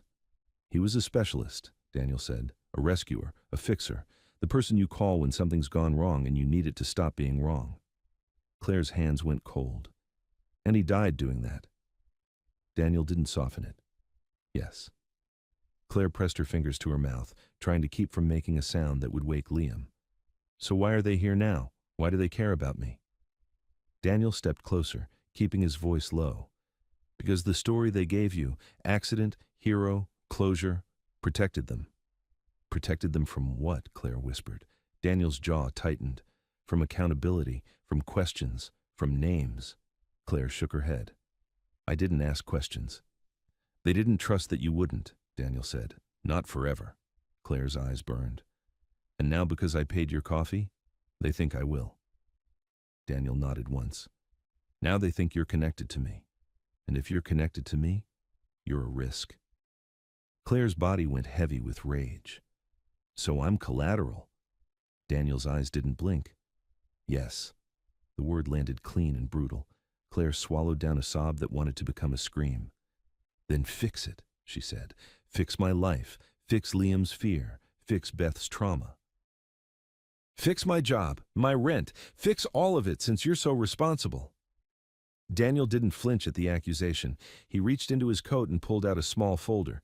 He set it on the table, not offering it yet. I already started. Claire stared at the folder like it could bite. What is that? Actions, Daniel said. Claire's laugh was sharp. What kind of actions? Money? Daniel shook his head once. Not just money. He opened the folder and slid out a printed page. Claire leaned in and felt her stomach drop. A notice, typed, official-looking, addressed to her landlord. It referenced housing code violations, dates, inspection threats, penalties, legal language she didn't understand but knew landlords feared. Claire looked up, stunned. What is this? A fire inspection request, Daniel said, and a reminder that evictions don't move fast when paperwork gets complicated. Claire's hands shook. You contacted my landlord? I contacted the system around him, Daniel corrected. A system he respects. Claire swallowed hard. That's not fixing. That's pressure. Daniel's eyes stayed steady. Pressure is how people like him listen. Claire's mind flashed to Mr. Harlan's voice. Christmas doesn't pay mortgages. The man didn't care about her, only consequences. Daniel slid another page across. A payroll document from Maples, Darren's name in the header, a line item, labor law compliance review, wage theft flagged, a warning about tip pooling. Claire's mouth went dry. How did you? Daniel didn't answer. He slid a third page across, a report with Beth's name, a case number, a note. Call from anonymous witness, suspect description provided. Claire stared at it, eyes wide. You called the police, Daniel nodded once. Real police, Claire's throat tightened. And the men who came to my door? Daniel's voice went flat. Not them. Claire looked at the papers like they were proof she hadn't dreamed the last 24 hours. So you're dismantling my problems? Daniel's jaw tightened.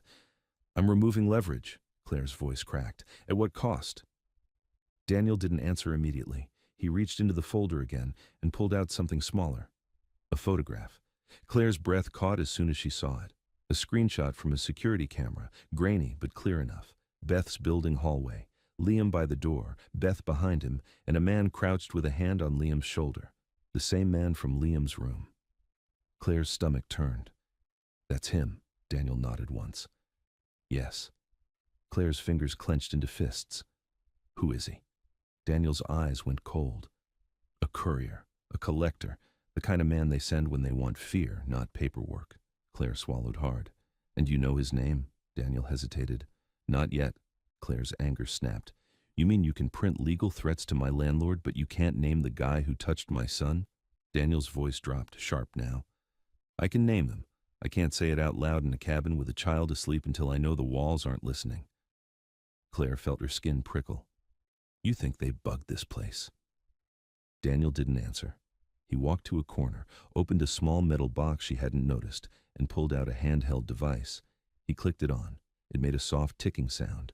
He swept it slowly around the room. Claire watched, heart pounding. The device ticked faster near the window. Daniel's expression tightened. He moved closer, scanned again. Tick, tick, tick. Then he reached behind the curtain and pulled out a tiny black puck stuck to the window frame. Claire's blood went ice cold. Daniel held it up. They did. Claire's voice came out as a whisper. How long has that been there? Daniel looked at the adhesive. Fresh. Claire's knees went weak. They followed us. They didn't need to, Daniel said. They tracked the cabin because it's on a list of places I use. Claire stared at him, horrified. So this place was never safe. Daniel's eyes held hers. It was safe enough to get you here, safe enough to get your son breathing, safe enough to show you the truth in writing. Claire's voice shook. And now? Daniel didn't answer with reassurance. He answered with action. He crushed the puck in his hand like it was nothing, then tossed it into a metal can by the heater. He went back to the folder and pulled out the decoy coin. Claire's throat tightened. What are you doing? Daniel's voice stayed calm, but his body had already shifted into something ready. I'm going to give them something. Claire stared. You're going to trade. Daniel shook his head. I'm going to bait. Claire's pulse spiked. With my life? With their impatience, Daniel said. He reached into his coat and pulled out his own phone, different from hers, older, thick case, and typed fast. Claire watched his fingers move like he'd done this before. What are you doing? she demanded. Daniel didn't look up. I'm telling them I'm ready to talk. Claire's stomach dropped. You're calling them. I'm calling the one behind them, Daniel said, the one who thinks he's untouchable. Claire's voice cracked. You know who that is. Daniel's jaw tightened. Yes? Claire stepped closer, shaking. Then tell me. Tell me who decided my husband couldn't come home. Daniel looked at Liam asleep on the couch, then back at Claire. His voice went quiet. If I say the name and they hear it, they won't take the coin. They'll take your son. Claire's chest tightened so hard it hurt. Then what do we do? Daniel held up the decoy coin between two fingers. We make them think they're winning. Claire stared, sick. And if they don't believe you? Daniel's eyes sharpened. Then we show them something they can't ignore. He reached into the folder again and pulled out one final sheet. A letter, typed, stamped with an official seal Claire recognized from nowhere, but still felt in her bones. Daniel slid it across the table. Claire read the first line and felt her entire body go numb. Notice of benefits reclassification, line of duty, special circumstances. Her breath stopped. This is Liam's father. Daniel nodded. They kept things from you. They kept support from you. They kept the real designation from ever reaching your mailbox. Claire's voice broke. So we were struggling for no reason. For a reason, Daniel corrected, harsh now. To keep you quiet. Claire's hands trembled over the paper like it might disappear. Is this real? Daniel's eyes held hers. It will be, Claire whispered. You can make it real. Daniel didn't smile. I can force it through. Claire's throat tightened. Then do it. Do it now. Daniel's voice went colder. It's already in motion. Claire's eyes filled. And Darren? Daniel's mouth tightened. Darren is about to learn what happens when he punishes the wrong person. Claire stared at him, stunned by the certainty. A soft buzz filled the room. Not her phone, still in the Faraday bag. Daniel's phone. He checked the screen once. His expression didn't change, but something in his eyes did, like a door closing. They're here, he said. Claire's blood went cold. Outside? Daniel nodded. Claire looked at Liam, asleep, peaceful for the first time in a day. We have to leave. Daniel didn't move. Not yet. Claire's voice rose. Daniel, they put hands on my son. I know, Daniel cut in, quiet but hard. And that's why we're finishing this tonight. Claire shook her head, tears hot. Tonight? No, Daniel raised a finger, a small command for silence. Through the cabin's thin walls, Claire heard it. A car door closing, slow footsteps in snow.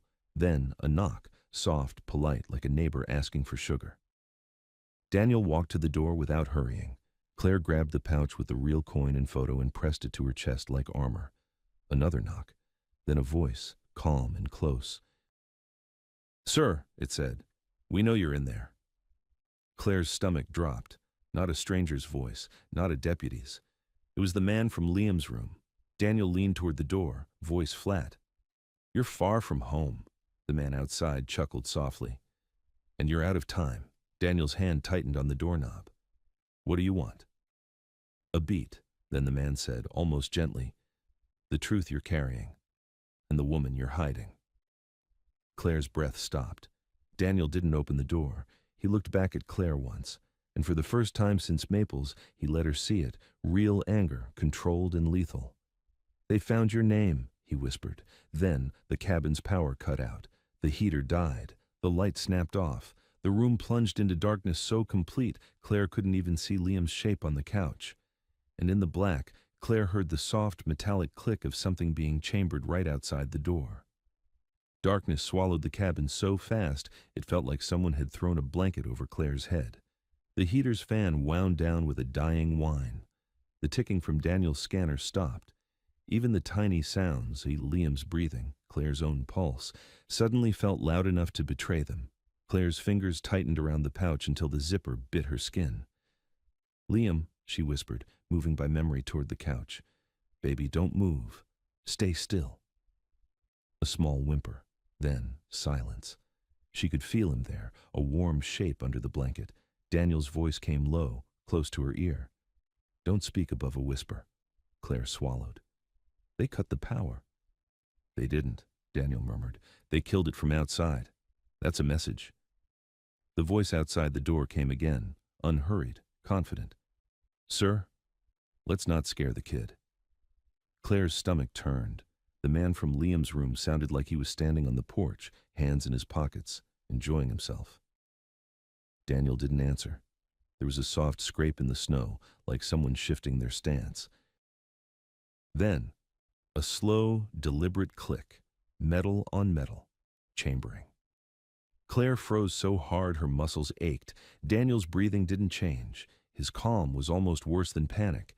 It meant he'd already done the math. "Mercer," the man outside said, voice almost friendly. "You know me. You know this ends the same way it always ends. You hand it over, you walk away. You don't, and we start breaking pieces." Claire's throat tightened. Breaking pieces meant Liam, Beth, her. Daniel finally spoke, still low. "You put hands on a child," a soft laugh. "Don't make it emotional." Claire heard another sound now, faint from the side of the cabin. Footsteps, not just one person, two, maybe three. They were spacing out, surrounding. Daniel leaned close to Claire's ear again. "They're not here to negotiate," Claire whispered, barely able to form words. "Then why talk?" "To keep me at the door," Daniel said, "while someone else finds another way in." As if on cue, a quiet tap came from somewhere near the back window. Gentle. Testing. Claire's blood went ice cold. Daniel moved without a sound, gliding across the room in the dark. Claire couldn't see him, only felt the air shift. His voice returned, a whisper. "Where's the pouch?" Claire held it up blindly. His hand found it, squeezed once, confirmation, then let go. He pressed something into Claire's palm, a small metal object, cold, flat. "What is?" Claire started. Daniel's lips were almost against her ear. "Key to the back hatch. If I say go, you take Liam and you run to the van. You do not wait." Claire's throat clenched. "And you?" No answer. Outside, the man's voice sharpened just slightly. "You've got 1 minute," he called. "Then I come in." Claire wanted to scream. Instead, she crawled to Liam, feeling for his small hand under the blanket, squeezing it. Liam squeezed back, weak. "Mom," he whispered. "I'm here," she breathed. "No talking. Just hold my hand." A soft tap again at the back window. Then a different sound, thin and high. A blade against glass. Claire's breath stopped. Daniel's whisper cut through. "If they break that window, cover Liam's face." Claire swallowed hard, nodding though he couldn't see. The man outside sighed like he was bored.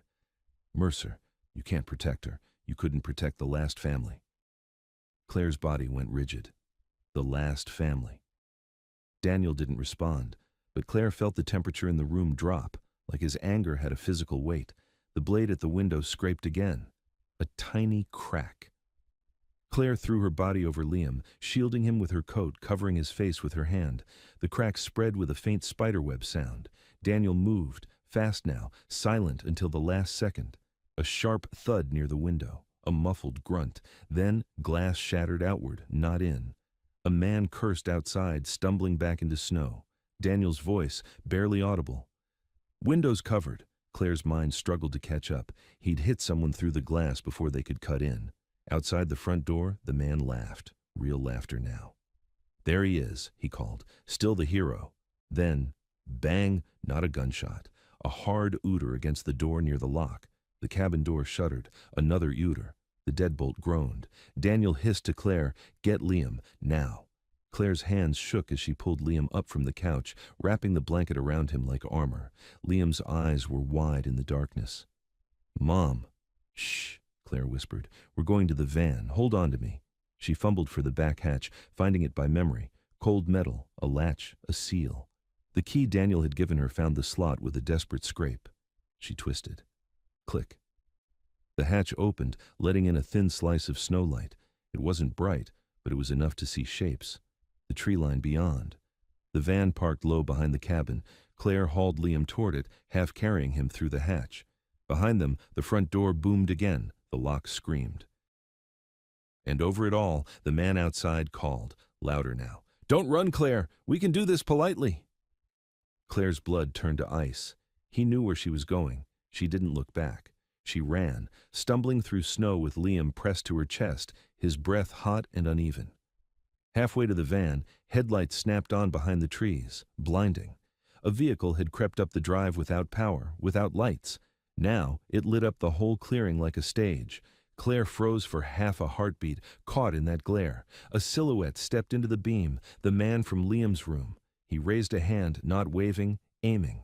Claire lunged sideways, falling into snow, rolling with Liam to keep his head from hitting. A loud crack split the night. This time it was a gunshot. The bullet smacked into the side of the van with a metallic ping. Liam screamed. Claire clamped a hand over his mouth, tears freezing on her cheeks. Another shot, another ping. They were shooting to hurt her, not kill her, yet. Claire crawled behind a snowbank, dragging Liam with her, chest burning. She fumbled in her pocket for the van keys Daniel had left in the ignition earlier, except she didn't have them. The van door was locked. Claire's mind went white with panic. From the cabin, a new sound. Daniel's voice, loud now, a command cutting through the night. "Stop!" Claire peeked over the snowbank. Daniel stood at the cabin's front door in the darkness, his silhouette framed by broken light from inside, one hand raised. Not surrender, a signal. The man with the gun turned toward him, smiling even in the glare. "Finally," he called. "Now we can talk." Daniel's voice carried, cold and controlled. "Let the woman and child leave." The man laughed softly. "No." Daniel's hand dropped slightly. "Then you don't get what you came for." The man tilted his head. "We already do. She's right there." Claire's stomach dropped. He could see her behind the snowbank. The headlights made her invisible to herself, but not to him. Daniel took one step down the porch. "If you touch her." "If I touch her what?" the man cut in. "You'll do what you did last time? You'll watch another family get folded into a flag?" Claire's blood ran cold. Daniel didn't move, but Claire saw it. His posture tightened like he'd been hit. The man's voice stayed smooth. "Hand over the coin and the photo. Walk back inside. No one gets hurt." Claire's hands tightened around the pouch. She realized, sickly, that the pouch was the only reason they weren't already dragging her up the driveway. Daniel glanced, just briefly, toward Claire, then back to the man. "Fine," Daniel said. Claire's head snapped up. "No." Daniel reached into his coat slowly and pulled out the decoy coin. It flashed dull in the headlights. The man's smile widened. "Smart." Daniel held it up between two fingers. "You want this? You come get it." The man's eyes narrowed. "Throw it." Daniel's voice stayed flat. "No. You want it clean? You take it clean." For a second, the clearing held its breath. Then the man nodded to someone unseen. A second silhouette moved along the trees, flanking toward Daniel. Daniel didn't look at them. His eyes stayed on the man with the gun. The man stepped closer, boots crunching snow, gun lowered but still in hand. "Good," he murmured. "Now?"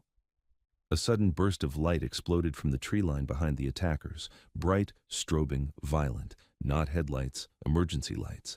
A siren chirped once, then cut. The attackers froze for a fraction. Daniel's voice hit like a hammer. "Now, Claire!" Claire surged up, half carrying Liam, sprinting toward the van as the emergency lights washed the clearing red and blue. A shout from the man with the gun. "Move!" Footsteps tore through snow. Claire reached the van and yanked the handle again, unlocked. Someone had popped it remotely or from inside. Claire threw the door open, shoved Liam in, climbed in after him, slamming it shut. She scrambled into the front, hands shaking, found the keys, already in the ignition. She turned them. The engine roared to life. Behind her, Daniel was still out there. In the rearview mirror, she saw him toss the decoy coin into the snow-like bait. Then he raised his hands slowly as if surrendering. Claire's breath caught, because the man with the gun smiled, like surrender was exactly what he'd wanted. Claire drove. She didn't know where the emergency lights were coming from. She didn't know who was really on her side. She only knew that Liam was alive in the back seat, sobbing quietly into his blanket. Her phone, sealed in the Faraday bag, couldn't help her. And the last thing she saw, as she tore down the drive, was Daniel Mercer, standing in the headlights with his hands up, while the man from Liam's room stepped in close to him and whispered something Claire couldn't hear. Then, Daniel dropped to one knee in the snow, like someone had just hit him hard. Claire's stomach lurched. She pressed the gas harder, tears blinding her. And as the cabin disappeared behind the trees, Liam's voice came from the back seat, small and shaky. "Mom, is that man going to die because of us?" Claire didn't answer Liam's question right away. because if she opened her mouth, something in her chest might break loud enough to crash the van. She drove until the emergency lights faded behind the trees, and the only thing left was the narrow road ahead, snow hissing under tires, Liam's small sobs in the back seat, and the heavy pouch pressed against her ribs like a secret that could get them both killed. "Mom?" Liam tried again, quieter. Is he hurt?" Claire swallowed hard. "I don't know," she whispered, "but he told me to go, so we go." She turned onto a county road, then another, away from town. Daniel had never said where to drive if the cabin failed. He'd just said, "Run." The van's dashboard clock blinked 12:58 like time was mocking her. Claire's mind kept replaying the last image. Daniel on one knee, the man bending close, whispering something, like he'd been waiting years to say it. Claire's hands tightened on the wheel. "Breathe," she told herself. "Just breathe." Liam coughed, sharp and dry.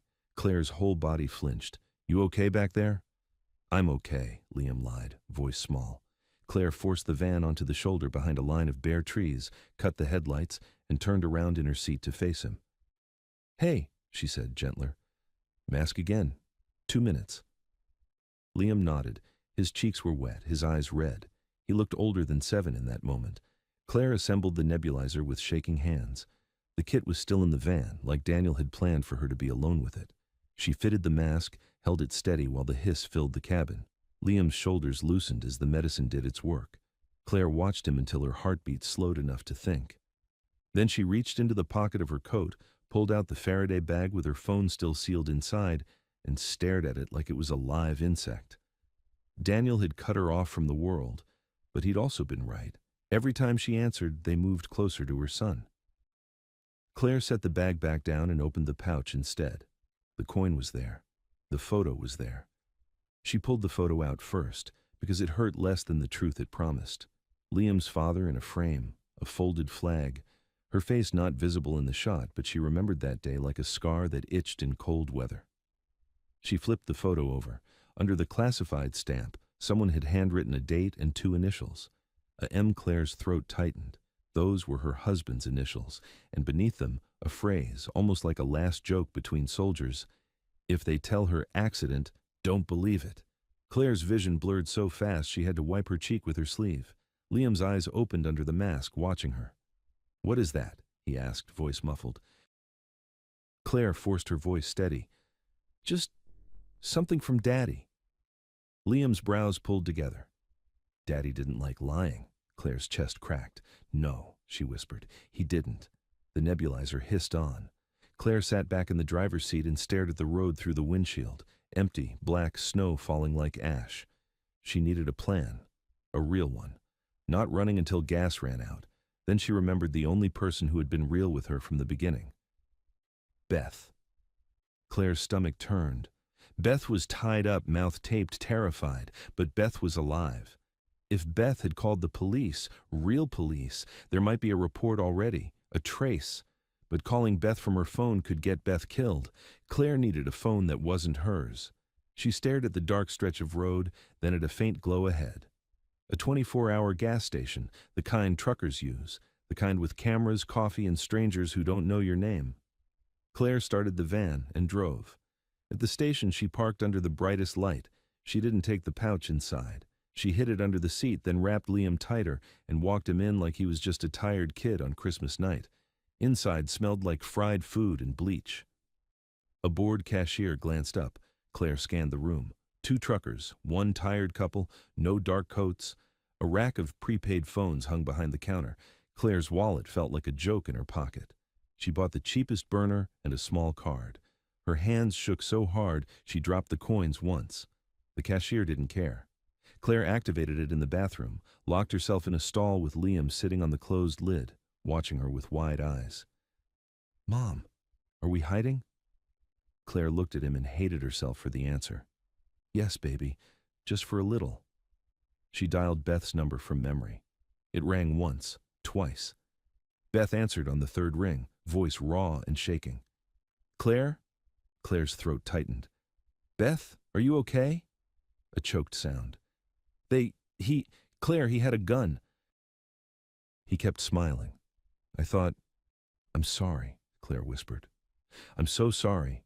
Beth sucked in a breath, trying to get control. Where are you? Where's Liam? We're alive, Claire said. We're in a van. We had to run. Beth's voice cracked. Daniel? He came? Claire froze. You know his name. Beth went quiet for half a second. Claire, listen to me. After you left, the real cops came. Not like the ones at your door. Real cops. They took my statement. Claire's pulse spiked. Did they believe you?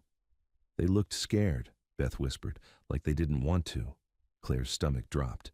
Beth? Claire, Beth cut in, urgent now. A man came after, not police, suit. He tried to tell me it was a misunderstanding and I should keep quiet. I told him to go to hell. Claire's breath hitched. What did he look like? Beth swallowed audibly. Late 50s, gray in his hair. Not the guy who grabbed Liam. Another one. Calm, like he owned the room. Claire's mind flashed to Daniel. Gray hair, calm, wait. But Beth didn't mean Daniel. Beth meant someone else. Beth continued, voice trembling. Before he left, he said something, like a warning. Claire gripped the burner phone. What did he say? Beth's voice dropped to a whisper. He said, Mercer can't protect you. Mercer couldn't protect Andrew. Andrew. Claire's stomach turned. That was her husband's name. Claire felt the stall walls close in. Beth, who is doing this? Beth swallowed. I don't know. But Claire, someone is watching me right now. Claire's heart slammed. What? Beth's voice shook harder. I'm in my apartment. The cops left, and I keep hearing a car door outside. The same car, idling. I'm scared. Claire's blood went ice cold. Beth, lock your door. Turn on every light. Don't look out the window. I did, Beth whispered. Claire, what do I do? Claire's mind raced. If Beth stayed, she was bait again. Claire forced herself to speak like a command. Beth, take your keys and your coat. Go to Mrs. Adler downstairs, right now. The old lady who never sleeps. Go, don't argue. Put her on the phone if you can. Beth breathed fast. Okay. Okay. A rustle. Footsteps. Beth moving. Claire looked at Liam. He was watching her like he could hear danger between every word. Beth whispered again, Claire, if Daniel's involved, you have to understand something. Claire's throat tightened. What? Beth swallowed. My brother served. He told me about coins like that. They're not souvenirs. They're proof. A way to open doors, but also a way to mark you. Claire's hands shook. So I'm marked. Beth's voice cracked. Claire, he didn't leave it by accident. Claire's mind flashed back to Daniel saying he didn't mean to. Beth continued, almost pleading. The man who grabbed Liam kept saying the same thing over and over, like he wanted it to stick. Claire's pulse hammered. What did he say? Beth's voice came out thin. He said, Tell Mercer the salute is over. Claire's breath stopped. The salute is over. That was what this was about. Not coffee, not kindness, a message. Claire gripped the burner so hard her fingers hurt. Beth, Daniel's in danger, Beth whispered. Claire, I think Daniel has been in danger for a long time. A loud, sharp knock sounded through Beth's phone, like someone hitting her door. Beth gasped. Oh my God! Claire's stomach dropped. Beth, are you with Mrs. Adler? Beth's breathing went frantic. I'm in the hall. Another knock, louder. Beth whispered, Claire, if they take me, don't say that, Claire snapped, voice breaking. Beth, keep moving. Go downstairs, now. Beth's footsteps pounded on wood stairs, then a male voice in the background, close, calm. Bethany. Beth screamed and the call cut. Claire stared at the dead screen, her entire body going cold. Liam's small voice trembled. Mom, what happened? Claire couldn't answer. She walked out of the stall like her legs weren't hers, paid no attention to the mirror, to her face, to the woman she didn't recognize anymore. Back in the van, she slammed the doors, locked them, and sat there shaking while Liam cried quietly in the back. And then, through the windshield, she saw it. Across the lot, parked in the shadows beyond the pumps, a dark sedan, engine idling, two silhouettes inside. Claire's breath stopped. Her burner phone buzzed. One text, You left Mercer to bleed. Bring us the coin or we take the rest. Claire looked down at the message until the letters blurred. Then she looked at Liam, and she realized the worst part wasn't that Daniel might be dead. It was that whoever was doing this now knew exactly where she was. Claire didn't move. Not at first. She stared at the sedan across the lot like if she stared long enough, it would turn into a normal car with normal people inside, like the silhouettes would get out holding hot dogs and lottery tickets and nothing else. They didn't. The van's interior felt suddenly too small for air. Liam sniffled in the back, trying to be quiet like being quiet could save them. Claire forced her hands to unclench. She slid the van into reverse without turning on the headlights and eased backward, using the delivery truck as cover. The sedan's headlights stayed off. Patient. Sure. They wanted her to feel watched. She backed out, turned wide, and rolled onto the county road. Only then did the sedan's lights blink on behind her. Not close, not far. 2 car lengths that said, "We're not in a hurry. You are." Claire's mind sprinted. The burner phone had already been burned. Her normal phone was useless in a metal pouch. Daniel was gone. Beth's call had cut with a man saying her name like he owned it. She had one thing they wanted, and one thing she couldn't hand over. Claire glanced at Liam in the mirror. He was staring down at his bear, wiping his nose with his sleeve, trying to pretend he wasn't terrified. "Hey," Claire said, forcing her voice into something steady. "You okay?" Liam nodded too fast. "Yeah." "Listen," Claire whispered, "we're going to drive somewhere safe, and you're going to do exactly what I say, okay?" Liam's eyes lifted to hers in the mirror. "Are they bad guys?" Claire swallowed. "Yes." Liam's mouth trembled. "Are you going to fight them?" Claire's throat tightened. "I'm going to be smart." She drove past a dark turnoff marked with a faded sign. County yard, no trespassing, a chain-link fence, a gate, cameras, a place with lights and security. She took the turn hard. The sedan followed. Claire's pulse hammered. She rolled up to the gate like she belonged there and hit the horn twice. Long. Nothing. She looked at the keypad. No code. The sedan slowed behind her. Claire hit the horn again, longer, then flashed her high beams at the security camera like it might wake up a night guard. The sedan stopped. Its engine idled. No one got out. They didn't need to. Claire's hands trembled on the wheel. She had just trapped herself at a closed gate with them behind her. She backed up slowly, heart in her throat, then turned around in the narrow space and drove back out to the main road. The sedan followed again, smooth as a shadow. Liam's voice quivered. "Mom," Claire forced calm, "breathe like we practiced." Liam tried. The sedan didn't close. It didn't try to pass. It just waited for her to get tired. Then Claire saw it ahead, a sign glowing in the distance. Cedar Hollow Regional Medical Center. Emergency. A hospital meant cameras, people, security, witnesses. Claire turned toward it. The sedan's distance tightened by 1 car length. Claire's burner buzzed. No text this time. A call. Unknown. Claire didn't answer. It rang again. She ignored it. 3rd ring. She answered, voice like ice. "What?" The same calm voice. "You're making a scene." Claire's grip whitened. "You kidnapped my child in a bedroom." A soft chuckle. "And he's still breathing, isn't he? You want that to stay true? You're going to pull over when I tell you." Claire's blood went cold. "I'm going to a hospital." "You're going to a place with cameras," the voice said.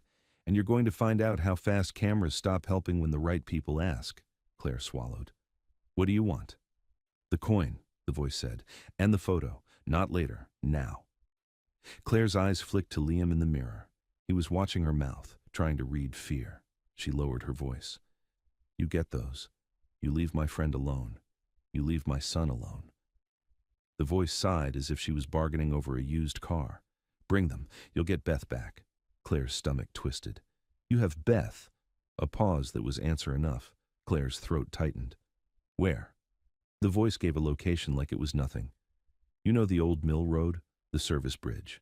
Under the bridge, the same trap." Claire's hands shook. "You told me that earlier." "I told you to make you choose," the voice replied. "Now I'm telling you because your choices are running out." Claire's breath came shallow. "If I go there and you hurt them." "You don't get to threaten me," the voice said, suddenly colder. "You get to obey." The call ended. Claire stared at the road. The hospital sign was getting closer. But if Beth was alive, she was being held because of Claire. If Claire ran to the hospital, they might disappear with Beth, or punish her, or punish Liam. Daniel's words echoed. Leverage. Claire turned the wheel, hard, away from the hospital. Liam's head snapped up. Mom, where are we going? Claire forced her voice steady, soft. We're going to get Aunt Beth back. Liam's eyes filled. But they're scary. I know, Claire whispered. You stay behind me, always. She drove toward the service bridge, heart hammering so hard it hurt. The sedan stayed behind, guiding her like a leash. The road narrowed into a dead industrial stretch, broken streetlights, chain link, snow piled into dirty mounds. The bridge appeared ahead like a black mouth over frozen water. No traffic, no witnesses. Claire slowed. Her burner buzzed again. One text, short, park, walk in alone, bring the pouch. Claire pulled under the bridge where the concrete blocked moonlight and the van's headlights cast long shadows across graffiti and ice. She parked, locked the doors. Her hands shook so badly she could barely unbuckle. Liam leaned forward from the back. Don't leave me. Claire turned, climbed into the back seat and grabbed his face gently.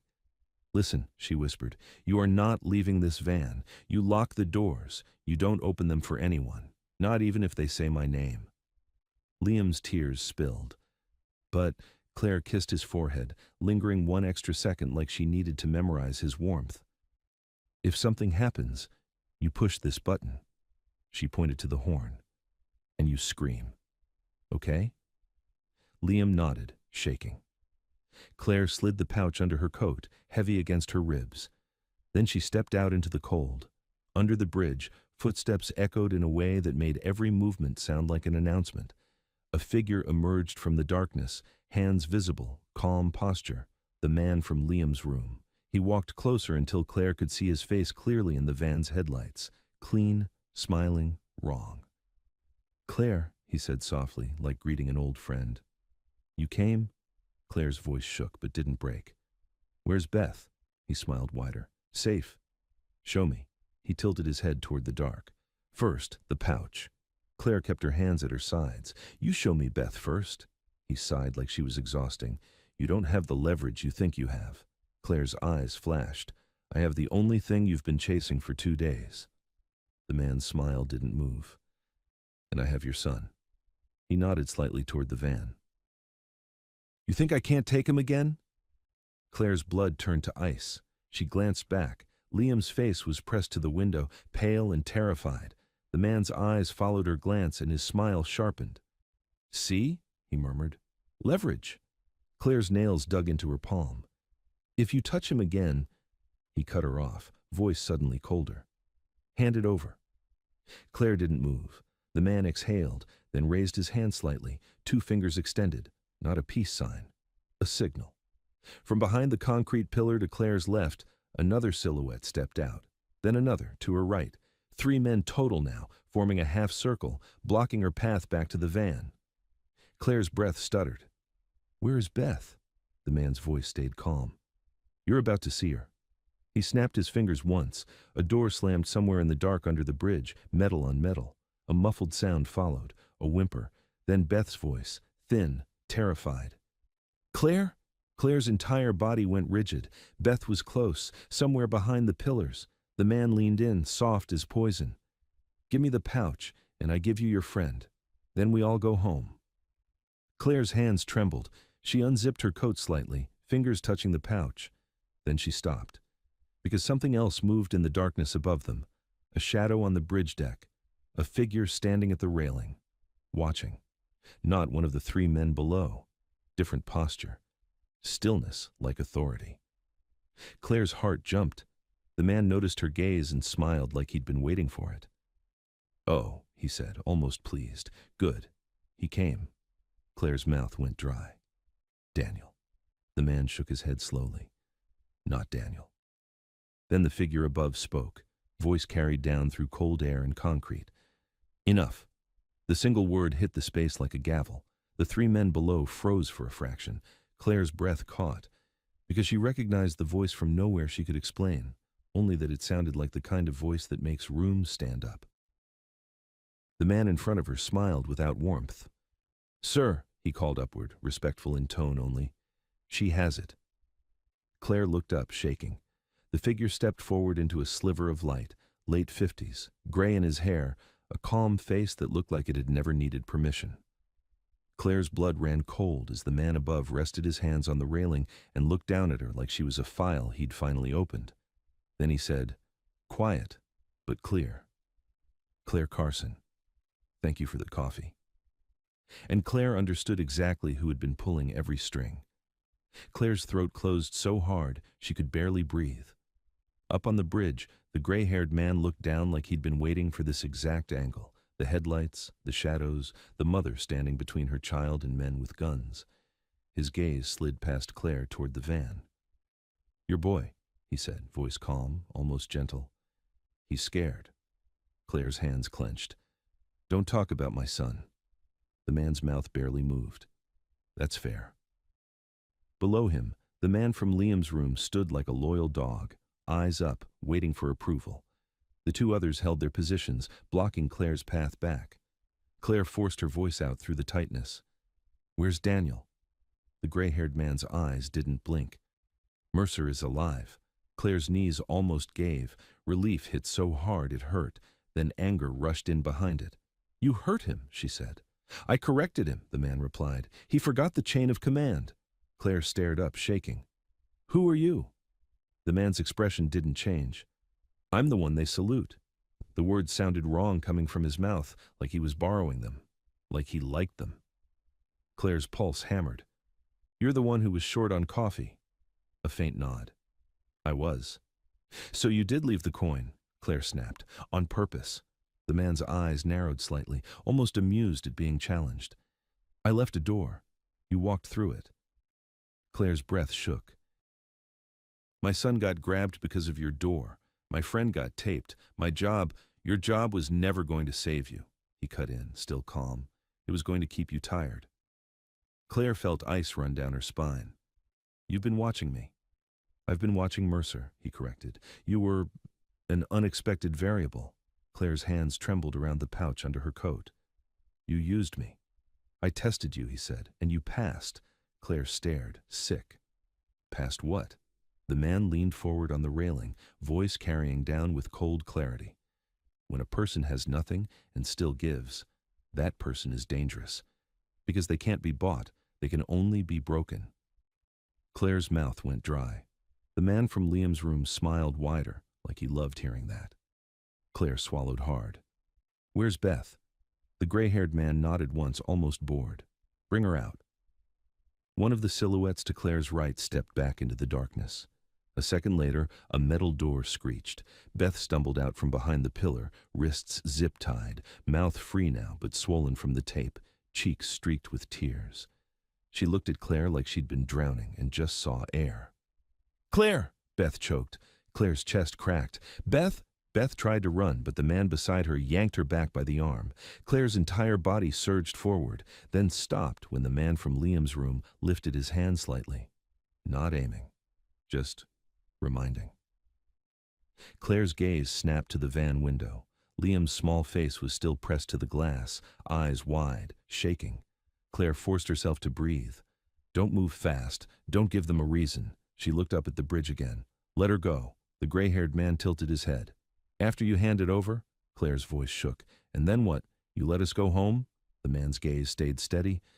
Home is a myth, Claire. You don't go back to before. Claire swallowed. Then what do you want? The gray-haired man's eyes hardened. The photo. And the coin.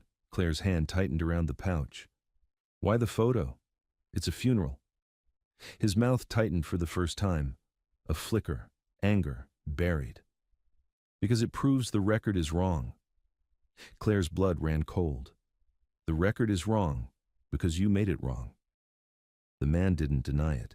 He simply said, Mercer thinks the truth makes people free. He forgets the truth also makes people die. Claire's voice broke. My husband died. The man nodded once. Yes. Claire's vision blurred. Did you kill him? Silence, not denial, not confession, just silence, heavy enough to be an answer. Claire's knees went weak, but she held herself up with rage. You sat in my diner and let me pay for you. You looked me in the face. The man's voice stayed calm. And you didn't ask who I was, Claire spat, because I didn't care. That actually made the man smile. Exactly. He lifted his chin slightly, and the man holding Beth tightened his grip until Beth gasped. Claire's body went rigid. Don't, Claire whispered.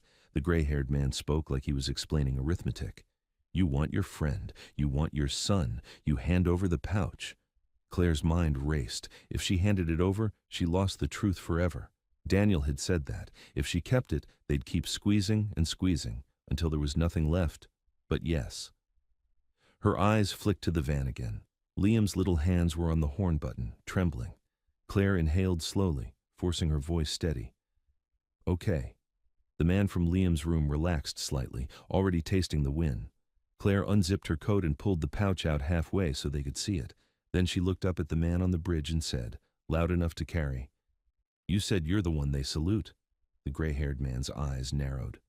I am, Claire nodded, as if accepting it. Then you know what a salute is. A beat. She continued, voice shaking but clear. It's respect. It's honor. It's what men do when someone earned it. The man's expression didn't change. Claire's chest burned. My husband earned it. The gray-haired man's gaze flicked once, sharp. Don't. Claire swallowed hard. And you took it from him. The man's jaw tightened. Hand it over. Claire took a step forward very slowly, holding the pouch out. The men below leaned in just a fraction. Claire's eyes darted to Beth, one quick glance of apology and promise. Then she did it. She threw the pouch, not to them. Straight up, overhand, desperate, hard, aimed at the bridge railing. For half a second, the pouch was just a dark shape rising through headlights and falling snow. The gray-haired man's head snapped. The man from Liam's room shouted, No!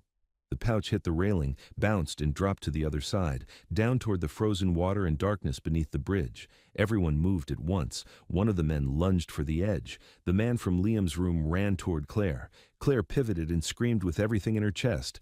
Liam! Horn! Now! The van's horn exploded under the bridge, a long, blaring scream that filled the concrete like an alarm in a vault. At the same moment, Claire grabbed a handful of snow and flung it into the man's eyes as he reached her. He cursed, stumbling. Claire ran straight for Beth. She slammed her shoulder into the man holding Beth, knocking him off balance, and yanked Beth toward her with both hands. Beth stumbled, sobbing. Claire! Run! Claire hissed. The man from Liam's room recovered fast, wiping snow from his eyes, reaching into his coat. A gun came up. Claire froze. Then a voice boomed from the bridge above, no longer calm. Stop! The gun hesitated, not because of fear of law, because the voice carried authority like gravity. The gray-haired man leaned over the railing, face tight with real anger now. Do not fire, he snapped. Not here. The man below lowered the gun, jaw clenched, eyes full of hate.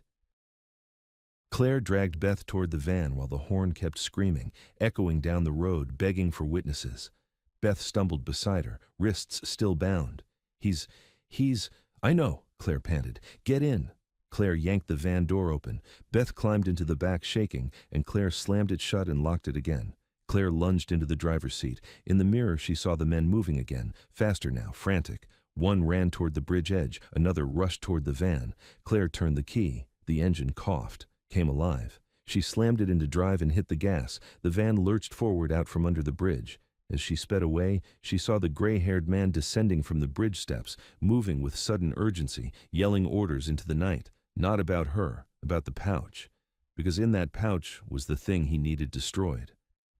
Beth's sobbing filled the van. Liam cried in relief, reaching forward from the back seat, pressing his face to Claire's shoulder for a second when she leaned back at a red light she didn't stop for.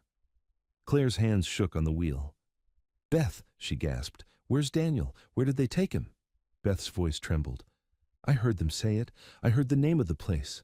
Claire's pulse spiked. What place? Beth swallowed hard, eyes wide with terror. The courthouse, she whispered. They said, they're finishing it at the courthouse. Claire's stomach dropped. The courthouse ceremony. The salute. It hadn't been about honoring Daniel. It had been about controlling the town's eyes while they ended him. And Claire realized, with a cold clarity that made her hands steady for the first time in hours. If she kept running, Daniel dies in silence. If she turns back, she's driving straight into the place where everyone will be standing, saluting, and no one will see the knife. Claire didn't answer right away. She drove. The road back to Cedar Hollow felt shorter than it should have been, like the town was pulling her in by the throat. The van rattled over broken asphalt. Snow hit the windshield in hard little bursts. Beth sat in the back seat with Liam, wrists still zip-tied, whispering to him like a prayer. "Look at me," Beth told him. "Breathe slow. You're safe." Liam tried to believe her. His eyes kept flicking to the mirrors. Claire's grip on the wheel was iron now. Fear had burned down into something colder. "Beth," she said, voice tight. "The pouch. When I threw it, you sure it went under the bridge?" Beth swallowed. "I saw it fall. I heard it hit ice." Claire nodded once. Good. Good enough. They crested the last hill, and Cedar Hollow opened below. Lights, the courthouse clock tower, the holiday banners still up like the town hadn't earned them. The courthouse lawn was lit like a stage. Cars lined the street, people in coats, phones out, flags, music. The ceremony was still going. The salute wasn't over. Claire pulled into a side street a block away and killed the engine. Silence hit like a slap. "Stay here," she told Beth, turning in her seat. "Lock the doors. If anyone comes close, horn. Long. Don't stop." Beth's eyes were wide. "Claire, what are you doing?" Claire reached into the glove box and pulled out the Faraday bag. Her original phone was still inside, dead to the world. She set it aside and grabbed the burner. "This phone is clean," she said. "For now." She looked at Liam. His cheeks were streaked with dried tears. He clutched his bear so hard it bent.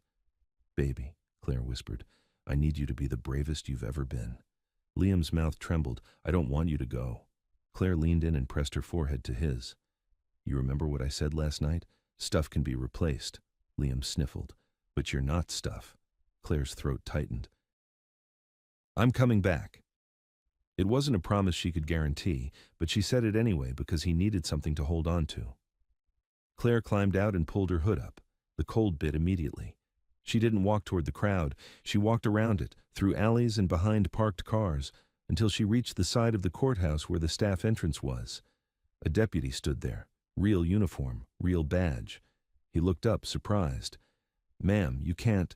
Claire stepped close, voice low. "My name is Claire Carson. My son was threatened. My friend was kidnapped. Men pretended to be police, and Daniel Mercer is inside and they're going to kill him." The deputy's face tightened at the name. Not confusion, recognition. "Who told you that?" he snapped. Claire met his eyes. "The same people who know where my son sleeps." The deputy hesitated, then spoke into his radio fast. "Need the sheriff at the side entrance, now." Claire's burner buzzed in her pocket. A text. "You're close. Don't get heroic." She ignored it. The sheriff arrived in seconds. Older man, hard eyes, breath fogging. He looked Claire up and down like he'd already been briefed. "Carson," he said, controlled. "Where's the coin?" Claire didn't blink. "Gone." The sheriff's jaw clenched. "Where's Mercer?" Claire's voice stayed steady. "Inside. And if you're on their side, you'll try to stall me." The sheriff stared for a beat. Then he did something Claire didn't expect. He opened the door. "Move," he said. Claire's heart slammed. She stepped into the courthouse hallway, warm air hitting her face. The sound of the ceremony outside muffled behind heavy walls. Inside, everything smelled like waxed floors and old paper. Decorations in the lobby, a Christmas wreath over a bulletin board. It felt obscene. The sheriff moved fast, down a corridor toward a conference room that shouldn't have been in use on a holiday. 2 deputies followed, tense, hands near their belts. Claire's stomach churned. "Beth said they're finishing it here." The sheriff didn't answer. He reached the door and stopped. From inside, voices. One calm and low, familiar. Another voice clipped, controlled. Then a third, sharp with impatience.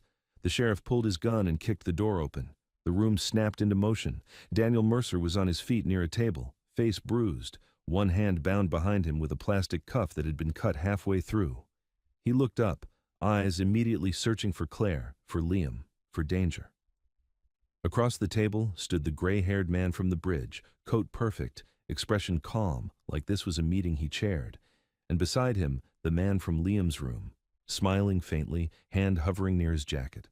For half a second, nobody moved, because even predators pause when the wrong kind of authority walks in. The sheriff's voice hit like a gavel. "Hands where I can see them, now." The gray-haired man didn't raise his hands. He simply looked at the sheriff like the sheriff was late. "Sheriff," he said, "this is federal." Daniel's jaw tightened. "It's criminal," he said. The man from Liam's room laughed softly. "Here we go."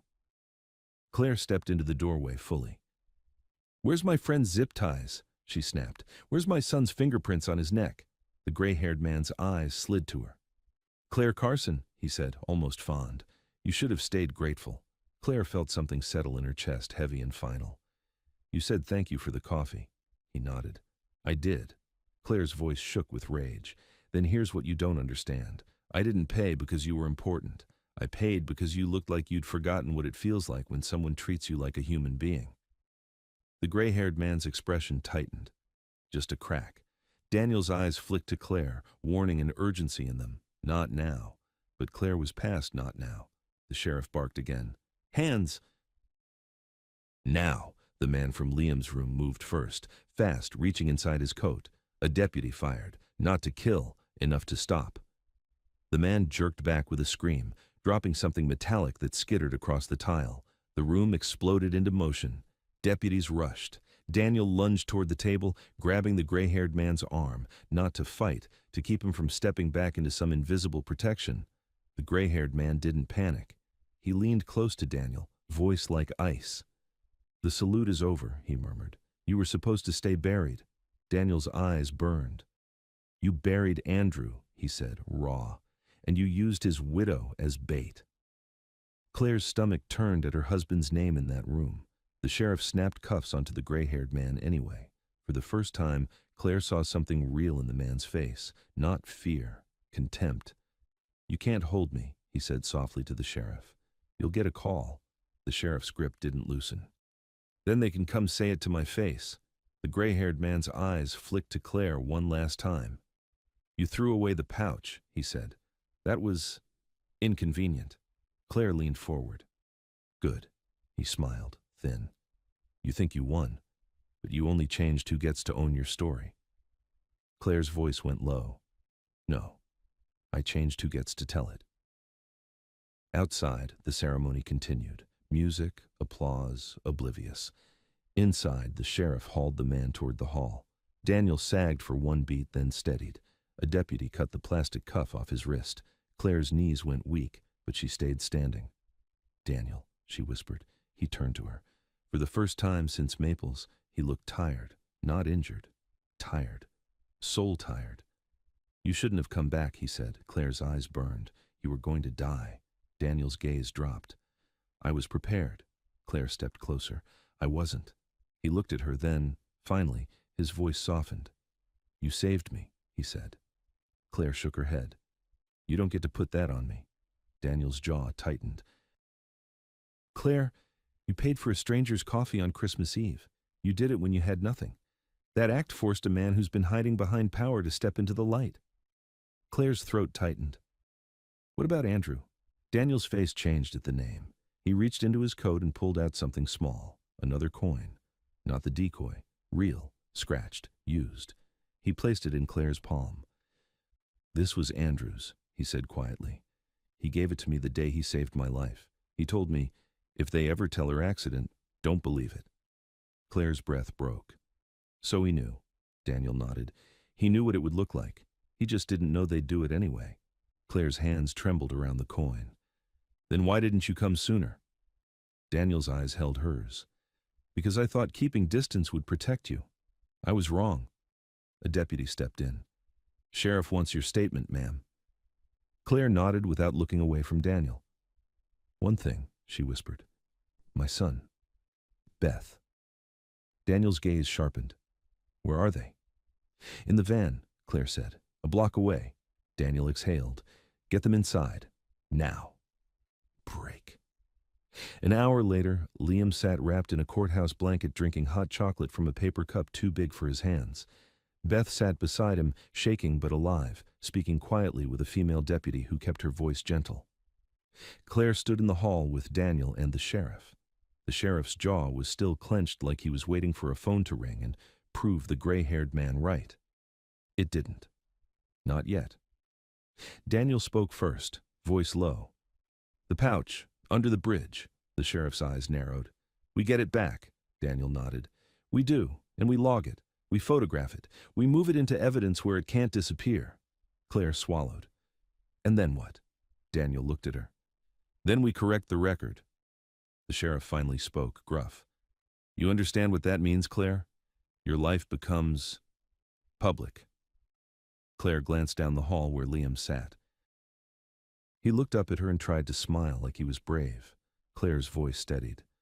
My life has been public to the wrong people for years. I'd rather it be public to the right ones. The sheriff exhaled hard, then nodded once. Okay. Break. 2 weeks later, Cedar Hollow's courthouse lawn looked different. No Christmas banners, no fake cheer, just a clean winter sun and rows of people standing not for a spectacle, but for truth. Claire stood with Liam beside the memorial stone, his small hand inside hers. Beth stood behind them, still healing, still shaking sometimes, but standing. Daniel stood a step back, not stealing the moment. A folded flag rested on a table. A brass band waited, silent. And then, for the first time, a clerk read the words that had been kept from Claire's mailbox for years. Line of duty. Special circumstances, full honors, benefits reinstated. It didn't erase anything. It didn't bring Andrew back. But it stopped the lie from being the only thing left. When the names were read, the crowd didn't clap. They stood in silence that actually meant something. Then Daniel stepped forward. He didn't give a heroic speech. He didn't make it about himself. He told the story the town hadn't expected. A single mom waitress on Christmas Eve, $4 short of what she needed, paying anyway. Not knowing the man she helped was the one everyone saluted. Not knowing that her small act would force a reckoning. He didn't say her name at first, but people turned toward her anyway. Because Cedar Hollow is small and truth travels fast when it finally has permission. Daniel looked at Claire then, and his voice went lower. Some people think power is what saves families, he said. They're wrong. What saved this family was a moment of kindness that couldn't be bought. Claire's throat tightened. Liam squeezed her hand harder.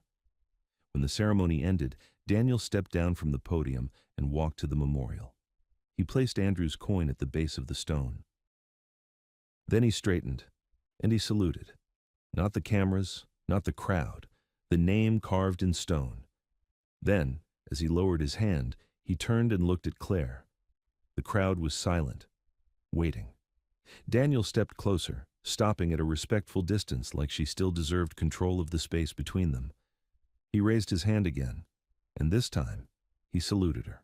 Not because she was chosen, not because she'd been pulled into someone else's war, because when she had nothing, she still gave. Claire didn't salute back. She didn't need to. She just nodded once, tears burning, and pulled Liam into her side.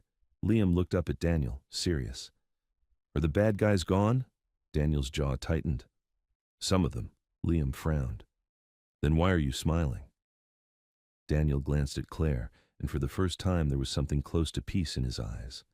Because, Daniel said quietly, the ones who think they can erase people just learned they can't erase your mom.